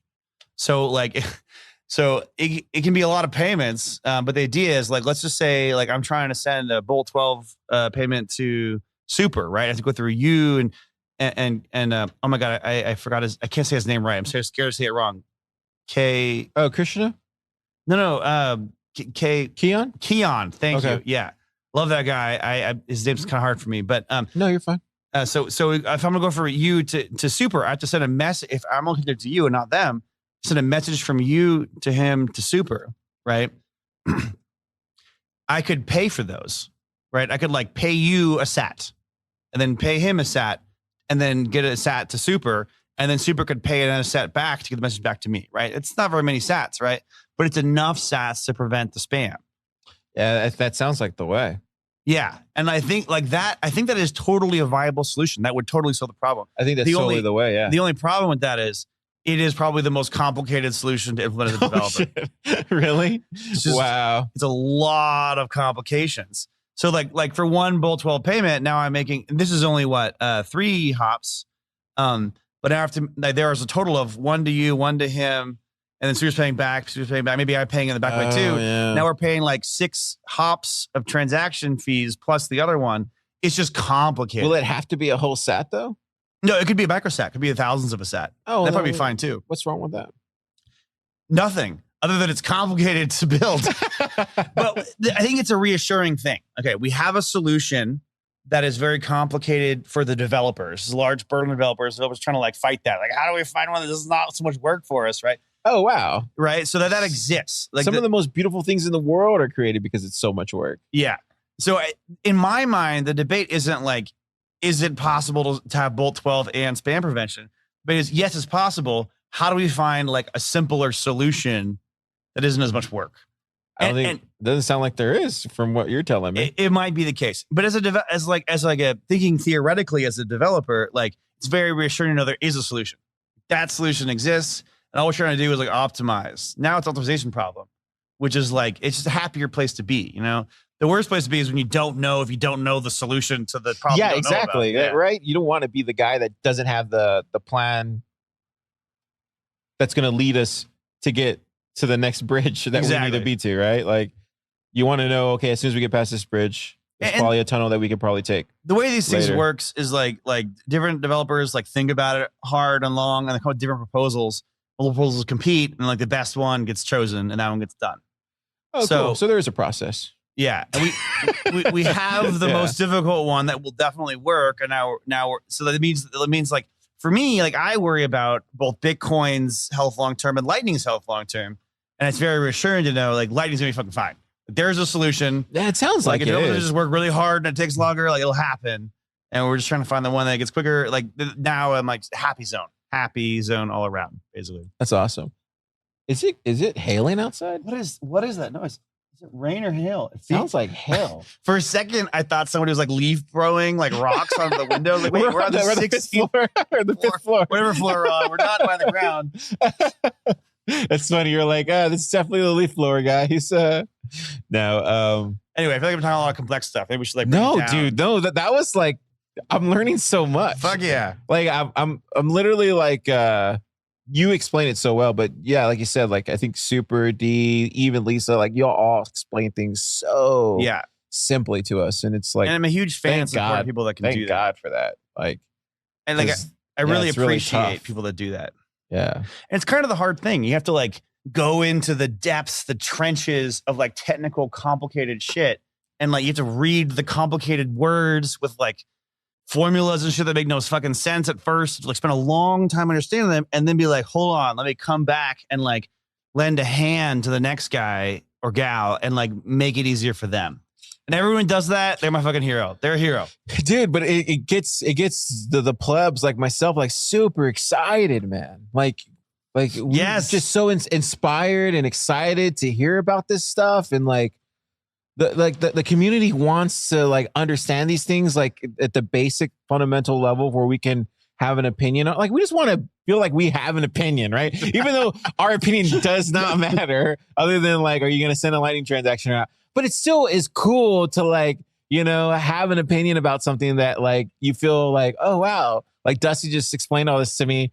I can't probably, you know, parrot it at all, but like I think I understand it a lot better. And maybe by the 5th or 6th or 7th, 8th touch, it'll really hit home. Yeah. And I think that's the way, I think. What I'm really trying to celebrate are people that lower the number of times you have to hear it. You know, if it's Oh yeah, good point. if it's somebody to hear it like 30 times, like it's not ideal. 5 times is better. Like 2 or 3 times, like It's even best. Yeah. some people like really pull it off, and it's really hard to do. And I just have a lot of respect for people that do that. And Yeah. D and plus and Super come to mind is like 2 examples that I think really do that. D's awesome. Yeah, so we talked about splicing. We talked about Bolt 12. We talked about the controversy. Talked about Core Lightning and LND, and then what was the other one? Eclair. Oh yeah, Claire. What? I have a Oh, yeah, go for conspiracy it. theory about Eclair. Like I've been trying to figure out. It's Like such a cool name. I like the name. those guys are awesome. Yeah. They're like the nicest, friendliest, most helpful guys. Where are And, they like, at? Because aren't they like in They're in France. Okay, cool. Yeah, which the Eclair I think is a French word to kind of make sense. Oh, no wonder. But anyway, I have this conspiracy theory, right? Which I kind of like. Conspiracy theory? I don't want to be disproven because I'm enjoying having it. Which is like, who's funding Eclair? Wait, right? what? Who's funding them? Wait. Okay, so explain. Okay, so it's a group of devs in France that Yeah. are working on Eclair. Yeah. Okay, and And they're doing an amazing job. Like, they're just contributors. yeah. Okay. They have their own implementation of Lightning, right? Okay. Yeah. But they remain compatible with all the other ones through the spec. Maybe they're Satoshi's gift to us. Maybe they're just shepherding Yeah. Okay. shepherding the way of you like wanna this. hear my Hey, conspiracy be theory? like this. Maybe they're being the example. This conspiracy theory might be wrong. Like it likely is, but I want it to be true. Is that Oh, I know what you're gonna say. France has like a welfare state, right? Oh no, I didn't think you were gonna No, say okay. that. I think you're gonna say something completely different. So I don't actually know, but I've heard France has like a very robust and people that aren't working get paid, right? What if the Eclair developers that are contributing to Bitcoin and Lightning Are on welfare? are on welfare being funded by the French government? What that would mean is a fiat government is funding the Bitcoin revolution that will end the traditional governance structure entirely. And that just is a magical vision to me. And I want it to stay true. Okay, let's say that again. Let's say that again so we get that right. Okay. So imagine like there's a bunch of people, bunch of like smart guys in France working on the welfare system in France, right? And they're like, oh, I can live off the government. I'm just gonna like work on Bitcoin Boss. to like take down the existing government structure. And like just the idea, like, I mean, just imagine if you could be like, oh yes, you know, Bitcoin has like government funding. That's like, I find that amazing. You know, I think that's kind of cool. Like, I guess it'd be worse if like the NSA was funding a lot of Bitcoin developers. That'd be nefarious. But if it's like they're just paying them because of the welfare it's like, state, that'd be different. It's like, yeah. It kind of reminds you of like kind of like what we're doing here in Austin. I'm sure you know about this. Like UT has reached out and like they're like, yeah, we want to start doing like Bitcoin stuff and Yeah. Lightning stuff, and like Super's met with them and Kyle's met with them, and I think D has and Jimmy has too. Oh, nice. And then they're like, yeah, so we want to have a class ready and all this stuff here, you know, and then they're gonna, you know, they'll figure all that stuff out. But it's kind of like that same thing where like as soon as you get us through the door, like look out, man. It's like literally the Trojan horse. Yeah. Oh my God. Yeah. Because then what we're gonna ask, you know what the next ask is gonna be? It's gonna be like, can we get in the business administration building? Like, can we start like, why can't this be taught? Chamber of Commerce. Like, whatever. why can't Keynesian economics be taught in like, you know, just hey, it's an option. And then next thing you know, you got a Bitcoin master's degree. Oh, fucking Keynesian economics. Oh my God. I've been on this whole trip lately, and I think you heard me tell it to our friend here earlier, but like, I think speaking out the good about what's possible with Yeah. Bitcoin and Lightning is so beneficial Yeah. to the greater ecosystem. And I feel like when people start projecting out negative thoughts from internal in their head, that just like, and I'm not talking about every criticism or anything like that is negative. I'm just saying like the stuff that we know that goes off in our brain that we know is negative and we just spew it anyway. Like I feel like once you start throwing that negative reality in the world, it just you're creating an alternative reality. Yeah. And like I'm just of this mindset these days. Like if I'm going to speak truths, I'm going to speak like positive truths. Like it's going to No, I be love that point. it's going to be something that I'm going to be talking about, but it's going to be like, oh, no, Dusty, we're going to win, and we're going to win because we have the truth on our side. Yeah. We're going to win because we have the smartest wizards in the world building on Bitcoin. What I believe Right? is it's not just like us beginners going to win, like everybody's going to win. Exactly. And there's never been a movement like that ever, I Never. don't think. Ever. Mind blown. You blew my mind today. Wasn't this a great idea? Yes. Oh man. Some wine. It's I'm almost drinking- kind of relaxing. I have like I'm I have drinking some wine like, with a wine. with sparkling a- apple is. I don't know what this is. I have like I'm drinking wine with the rain's coming down, like warm and comfortable inside. Or cold and comfortable. It's Austin. It's probably hot rain. Let's be honest. Yeah, it's probably hot rain. I'm from like Northern California, San Francisco, so I'm used to cold rain.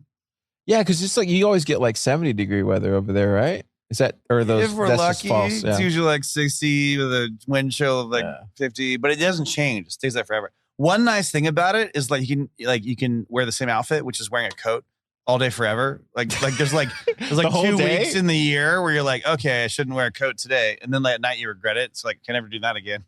So you just wear a coat the whole day? Yeah, well, San Francisco is like really windy. Oh, The wind from the ocean comes in or something. It just gets cold. I remember visiting there for like a 2-week sprint and had a great time. It was pretty good. Not Dude. my vibe, but like it was still cool. I have a deep love of San Francisco. Kind of have to because I was literally born there, you know. But like the city's like not going the right direction. Oh, really? Yeah, I for a always see long like time. I used to always see a like while, Jesse Powell like post stuff, you know, from San Francisco. I feel like San Francisco will come back, but it just needs a reset. You know, it needs to get a little more humble. You know, like it can't just keep Yeah. being like San Francisco Gosh. is a prosperous place because of all the companies that have like built like put roots there and like hired a bunch of people, right? But Yeah. people there like hate those companies, right? Do they really? Yeah, and it's like Gosh. it's kind of a problem, right? But on the flip side, the other problem is like, okay, so the companies come in, they hire a lot of people, they all got to live somewhere to take up all the places other people want to live. It's another problem on the other side, but that problem still comes from government. Like the restrictions on housing development are insane in San Francisco. Gosh. Insane. Like anybody can object to any building, whatever. And like there are people that have this like loyalist feeling of like, I don't want the community to change at all. I want it to stay the way it is forever. And so like those forces combine and like now like teachers and plumbers like can't live within like fucking like 2-hour drive of there. And it's like it's been happening for a long time and now it's reached this like epic proportion. It's just like it's a very dysfunctional city when it comes to its governance. Anyway, I love the city. I just think You're like, I love it though. it needs to come to terms Will you with go back? reality. Once it comes to terms with reality. But I think it'll take a while, like You're 10 talking about years. a decade? Yeah. Like, you know, give it a little like recession pinch to be like, all right, let's balance our priorities. You know, it's Yeah. like maybe all of our problems aren't caused by billionaires. Maybe some of them are like our own structures and we should Yeah. change those. Yeah. But, Yeah. you know what? Bitcoin will fix San Francisco. Bitcoin will fix it. Bitcoin will fix Hard money incentives. it. Yeah, dude, I think so. I think you're right. I think there'll be there'll be a way. There has to be a way. Yeah. And Maybe like splicing will fix it. San Francisco's so romantic. Oh, that'd be oh my God. I don't think that's true, but man, like that would give me too much of an ego. So I just can't even entertain that thought. But San Francisco is like a romantic city. It's beautiful. As It is fuck. beautiful, dude. All And, those like, houses. Yeah. And it's just nice in Then general. you guys, was that Fisherman's pocket. Wharf, right? Yeah. Yeah, that was cool. The people, yeah, but like all the people. I do think the Alcatraz thing is weird. Like, why are we keeping a prison? There's Alcatraz over there? How did I not know? Alcatraz this? is a little island. There used to be a prison. Yeah, I know that, but like I saw the And- rock. I would just say, well, why is it? Is it in San Francisco? Yeah. Oh, I Right didn't in know the that. bay, right out. So like I all had of no the idea. beautiful bayfront view can see Alcatraz. And to me, it's kind of weird. It's like, okay, we have this, Why like, did they leave it there then? well, now it's like a historical monument to what? I don't know, the prison system. We're like, it's not as if we Oh, like, yeah. I mean, if we like ended the prison system, I'd be like, oh, okay, here's This a is- monument to remind us. But we still have the prison system. We just don't have it on islands we can stare at anymore. So it's like, what is the point of this monument? Maybe we don't Like, go back to those. Maybe like It's a I don't little know. odd. It's a little odd. Yeah, it is. No, but I mean, That's interesting. yeah, I know Yeah. all my family is still there. I still love the place in general. Do you still I just do you have still a, go over there? Yeah. Yeah. Dude, the Bitcoin community in the San Francisco Bay Area has Wasn't been growing. Wasn't the place that where Lately. it started Just lately. though? Wasn't Dude, okay. Let me tell you a story. no? Am I wrong about yes. this? The answer is yes. I thought New York and San Francisco were the places. I think it was mostly San Francisco. Okay. Used to be up until the whole COVID era. So back in the day, I was like a Bitcoiner. I didn't have any Bitcoin friends, just friends that I would talk about Bitcoin all day long, and they'd just be like, "Shut up already!" And then I'd finally just shut up, Yeah. And I was like, I really want more Bitcoiners in my life. So I went and I was just looking for like every office that had the most Bitcoiner thing on it. There was like one, and it was this place called Digital Garage, right? Okay. And they were like Bitcoin plus shitcoins. I was like, all right, I'll just like plug my nose and try not to look at the posters about shitcoins on the walls, whatever. There's Bitcoin here. And the Bitcoin core devs would meet there every Thursday. Oh, you stumbled into there, or you knew that was going on? I joined the office first, and then I noticed they were there. And then they made it their main hub. It's like every week, I'd just be like chilling on my desk, like working on whatever. And then like come around 6, 7 o'clock or whatever. And they'd be like this fucking like a bunch of like Bitcoin core devs talking, and this is Wow. during the bear market, right? So it's like Wow. in the bear markets, you get way more signal to noise. Like it's just like people that understand and believe in Bitcoin are the ones that are talking about shit. So like for me, it was just heaven. It was just like once a week, I don't do anything. And then all these Bitcoiners appear and I could hear them talk with the latest fucking Taproot, whatever the fuck it was, Yeah. and it was just fucking heaven. Dude, do you Yeah. think it's gonna come back, or it has Well, to? they right? all left. They all wow. left. Like, I can't think, no core devs that I know of are left there. Wow. Um, So, but Yeah, I but think you not. said that it's starting to get built up again, though. That Bitcoin community is it through the plebs? oh yeah, or not is the it core devs or pleb. Yeah, the Yeah. pleb community is growing over there. boss? Which like it's funny. It starts happening right as I leave California for Austin. But like as I travel back, every couple of months or whatever, and I come check it out, and like it's getting bigger and bigger. That's just something I respect a lot. I really just fully fundamentally believe like we're gonna need all sorts of people, regardless, Yeah, right? Like it's gonna take all sorts of people of different cultures, of different backgrounds, of different like okay. I have a political question for leanings, you. like, and it's gonna take all of us. Eventually, we're all gonna be Okay. on Bitcoin. So That brings a question for you that I have. Uh-oh. Do you think Bitcoin's inevitable, or does it require people to do things to make it happen? I think it's a little bit of both, right? Mm, I think it requires a group of people to get it started, to give it a little push, and then it you mean becomes like in the first few years or today? I don't know. Like right now, I feel like a lot of us are still pushing, but I think at a certain point we can kind of not push as hard, and then it'll literally just become like an avalanche coming down a mountain. Right? I don't know. Is that what happens? You got the song stuck in my head. The avalanche coming down the mountain. I forget the song. Is. Yeah, Yeah, I just feel like it's just like No, I that. agree It's like it's a completely. little bit of both. It's I- like it's let's get like- it up the hill first. Like push it up the hill. Okay, we finally got it here.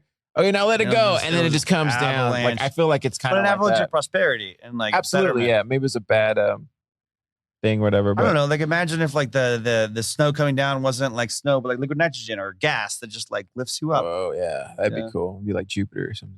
Yeah. And we're all just like become like a species, like orbiting the planet, just like living our best lives. Yeah. What other topics do you ever get into? Like, do you ever get into like the space Bitcoin stuff? Oh my God. So I love space. And I have a love-hate relationship with SpaceX in particular.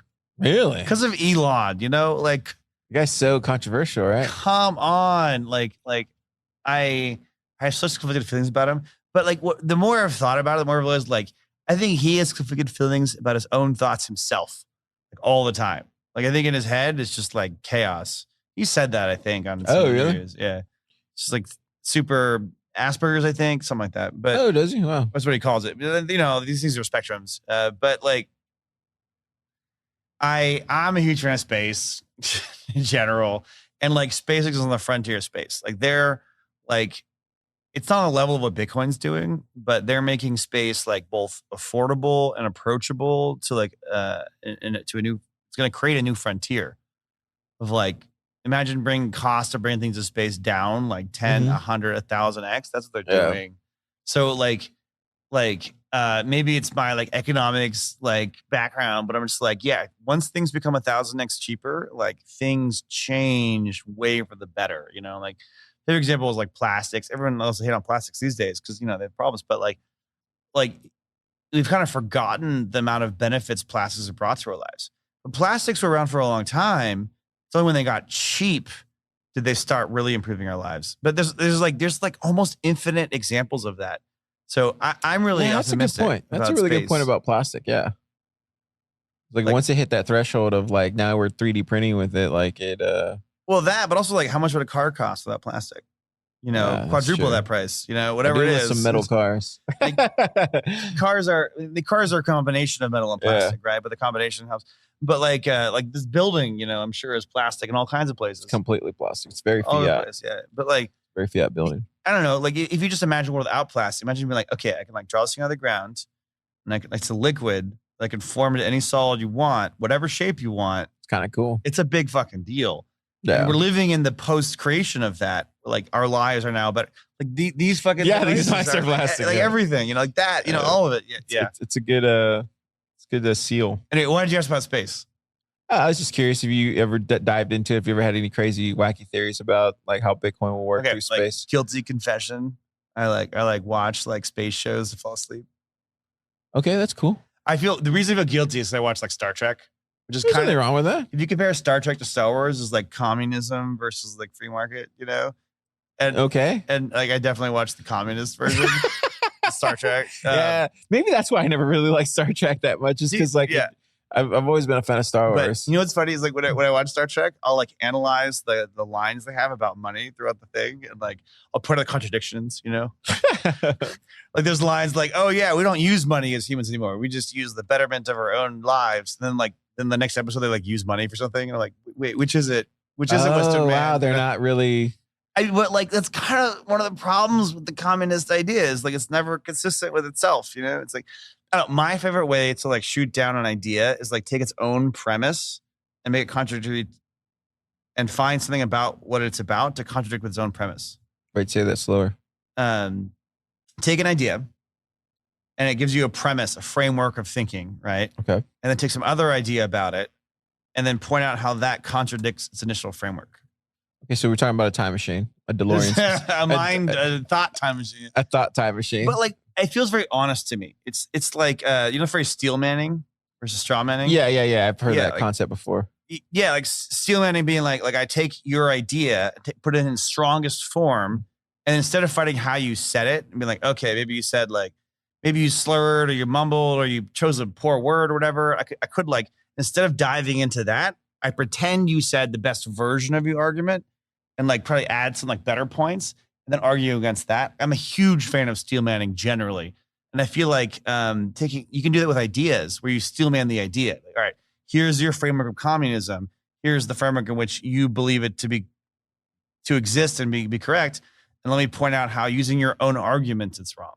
That feels like you know, pyramid, top of the level, intellectually honest, like way to like counteract the thing. Wow, that's really cool. So I've done that with Star Trek. You're like, I've done that with Star Trek. That's awesome. Yeah, Dang, like dude. the officers like are like don't get paid, but somehow have money to go gambling sometimes, you know. And then every once in a while, It's they're probably like, just the writers not like looking back. oh to the, yeah, they're just like, hey, we need to fill in here. yeah. It's just like a minor detail to I'm sure to Yeah. the writers and production crew, but like they always seem to have lots of money whenever. Are they you need watching it. the new Star Trek? Oh my god, I was just watching it fucking last 2 nights ago. The Picard show. No, I- not that one. The one Oh. before that one. Was it Discovery? Oh, Discovery. Well, can I talk about Picard show first? Yeah. Go So for I it. feel like the Picard. I have this deep rooted like Star Trek in my soul. So like they could literally put out almost any crap, whatever, and I'd still probably love it. And I've been trying so hard to love the Picard show, but the show seems to have tried to boil it down to like if like women get more therapy and they can save the galaxy. Oh, it's And woke. like that premise, I'm just like, Is it woke or that- something? oh my god, so woke. So like there's a premise in there where it's like, oh no, they because this one woman got depressed, she didn't fly to space. Spoiler alert, fly to space or something. And because of that, people weren't inspired, so they let like global warming happen, and then the world was destroyed by global warming, and now we're all like a dictatorial race that kills other aliens. It's like it's like tying into the woke narratives like so much. So it's like, Man. and I've been trying really hard to ignore it, but they just keep throwing it in my face. I'm like, dude, like let's just chill out a little bit. So Yeah. like it's been like my love of Star Trek and also Picard as an actor in general, but like Yeah, his he's a character, I have a lot of like appreciation for it. So I've been like trying to just focus on that, and be like ignore all the other shit, you know. I also love 709. She's cool. She's got like a lesbian like partner now. So then, you know, that I don't mind. That's the kind of woke shit I'm like, yeah, let's go for it. You know, but Yeah. it's like the other stuff where it's just like, dude, don't lecture me. You know, I don't know. Yeah, But that makes Discovery, sense. Discovery, I tried to watch it. I feel like it's worse. I don't know. Maybe I don't mean to hate on it if you liked it. No, I watched the first like 2 episodes. I was like, oh, this is cool. I haven't seen Star Trek in a while. But that was about it. And then I stopped watching. I went about 2 episodes deep. Yeah, that was about it. But it wasn't enough to hook me. I think a show has to be like really great to hook you. If it doesn't hook Yeah. you within the first 2-3 episodes, probably not gonna make it. I mean, At least these days. I'm a huge fan of bringing like gender inclusivity to like Hollywood in general. I'm a huge fan of that. But there have been great movies and shows that have done that, and they do that by just having compelling female characters. And I think this like trying to like force feed the female characters, even when they're like kind of bad actors. I don't know. I don't know. To me, whenever I see these type of like, I like to call them like works. Like it to me, it just seems really lazy. Yeah, it's lazy. It's lazy because like it's lazy writing. It's pulling from other narratives that are either loosely tied to other, movies or Let's sagas get or good whatever. shows again. Oh my And God. to me, like when you're gonna go out there and be creative with something, like you need to shoot for the stars, man. Maybe you'll hit a moon or a planet on the way, but like you just need to shoot for the highest goal that you can possibly get. And it's okay if you miss, but like to just settle for the norms and what's going on in the culture. Maybe that's what they wanted. Maybe that's what the producers wanted, but it just feels very like low hanging fruit. Yeah, I feel like there's some line I heard from somebody who knows more about Hollywood than me. They were saying that they're really good at sequels. And, Oh, yeah, and there maybe you in go. an angle they're doing a sequel to what's happening in like culture, I guess, I don't, Yeah. I think so. But no, I mean I love good shows. I just wish that like good shows were the standard. I don't know. Bitcoin fixes this. Probably Bitcoin definitely fixes this. Yeah, I think like what a lot of the cool stuff that you see now coming out of the media space in Bitcoin is a lot better than where it was, 3-4 years ago, I think. What else is coming out of Just the, as like even like people hate on Peter, but even what Peter did with that documentary was pretty spectacular, I thought. Like which Peter, which documentary? McCormick. Oh. Like, Oh yeah, I do like his but that documentary documentaries. is beautiful, dude. Like yeah, it's gorgeous. Like, and then even what the Swan guys are doing, even what like Marty's working on behind the scenes with, like, there's a lot of cool like art being created in Bitcoin right now, and I think most people don't even realize. Like, we're gonna look back on this and we're gonna realize, like, yeah, this was a renaissance. Like, there was some dude. How do you know you're in the golden years? You only know afterwards, right? Or at Yeah. least most people do, unless you like make an effort to realize maybe an effort to realize maybe I'm in the golden years right now. You are, and it's at least for me, like I have conversations about being creative to other Bitcoiners, and when I have those conversations, you can feel it in the air, man. It's a vibe, dude. Like I went to art school, so like literally you would feel it in the room, and it's the same vibe that I get when I'm talking to other creatives in Bitcoin. Like, it's really cool because when you're a creative in Bitcoin, it's not a competition, dude. You're literally like, it's the same thing like being You're in not fighting over the same concept. no. If whatever. anything, it's like you're in the work area, right? And like explain it, right? Like you're in the you're in this art studio, right? And let's just call that the Bitcoin space. And what you typically do is you focus in on the thing that you're working on because it's like you're being creative and you're hyper focused on making it like the best you can possibly get it. And then at some point, your professor comes out to you. He's like, "Hey, Car, you should probably just like take a minute to breathe, let it really soak in." You're like, "So go take a look around, see what else everybody else is doing." And you're like, "No, I want to keep building. You want to keep working on this masterpiece." But you're in college, you don't know anything. You think you're like creating the hottest shit, but it's really not. It's like mediocre stuff. But you think it's like exceptional, whatever, but it's not. You don't get to exceptional until like later in your years, like when you're an old man. Makes sense. And then so what you do is like you finally after like a semester, you listen to your professor and you start going outside. You start soaking in the sun. You start soaking in the wind. You start soaking up all these like trees, whatever. Maybe smoke a cigarette, drink some coffee, whatever you're doing. And then you walk back in there. And then before you walk back in, you start walking around the entire like art studio and you start like, you're like, "Oh, wow, look at what do you call it? It's doing. Oh, that's beautiful. Oh, look at what they're doing. That's beautiful." You start getting inspired. So it creates you that. start- What was that word you used again? The collaborative competition. Yeah. It was just about being collaborative, right? Like, Yeah. and then what happens is then at that point, you literally just, you have these moments where you're like, "Wait, how did you do this on stone? Like, you're going to make a print from this stone, but like, how did you do that?" And you start having these conversations because they're creating like shadow and they're creating depths, on these stones that are like blocks, right? And then you're going to make a print on it or whatever. And then you're like, "Oh, that's interesting." So you learn from it. And then that's when you finally get back to your desk or, whatever you're working on, your work table, and you look at your stone and you're like, "Okay, I soaked in the sun. I soaked in the trees. I soaked in the weather. I smoked a cigarette. I drank in my coffee. I've also looked at what everybody else is working on. It's really cool stuff. And now I'm really inspired to go back to work." And that's literally how the creatives in Bitcoin look at things. So that's how Bitcoin feels. That's how it feels to me. I love that. Like it feels like that to me. And it's when I talk to other creatives that are designing in Bitcoin, there is no like Dude, the one-upsmanship. It literally is about like creating some beautiful art. effect of Bitcoin and the hard money behind it like seems to permeate everything. It does. Really does. Yeah, and I think that's where like the truth in the phrase Bitcoin fixes this, which is then applied to everything, like really makes sense. Where it's like I don't think like Bitcoin doesn't directly solve everything. Like what is money but the thing where we coordinate a bunch of humans together? At the end of the day, it's what it is. And if that thing is more pure and more honest, it's going to create that effect in everybody that's using it. Absolutely.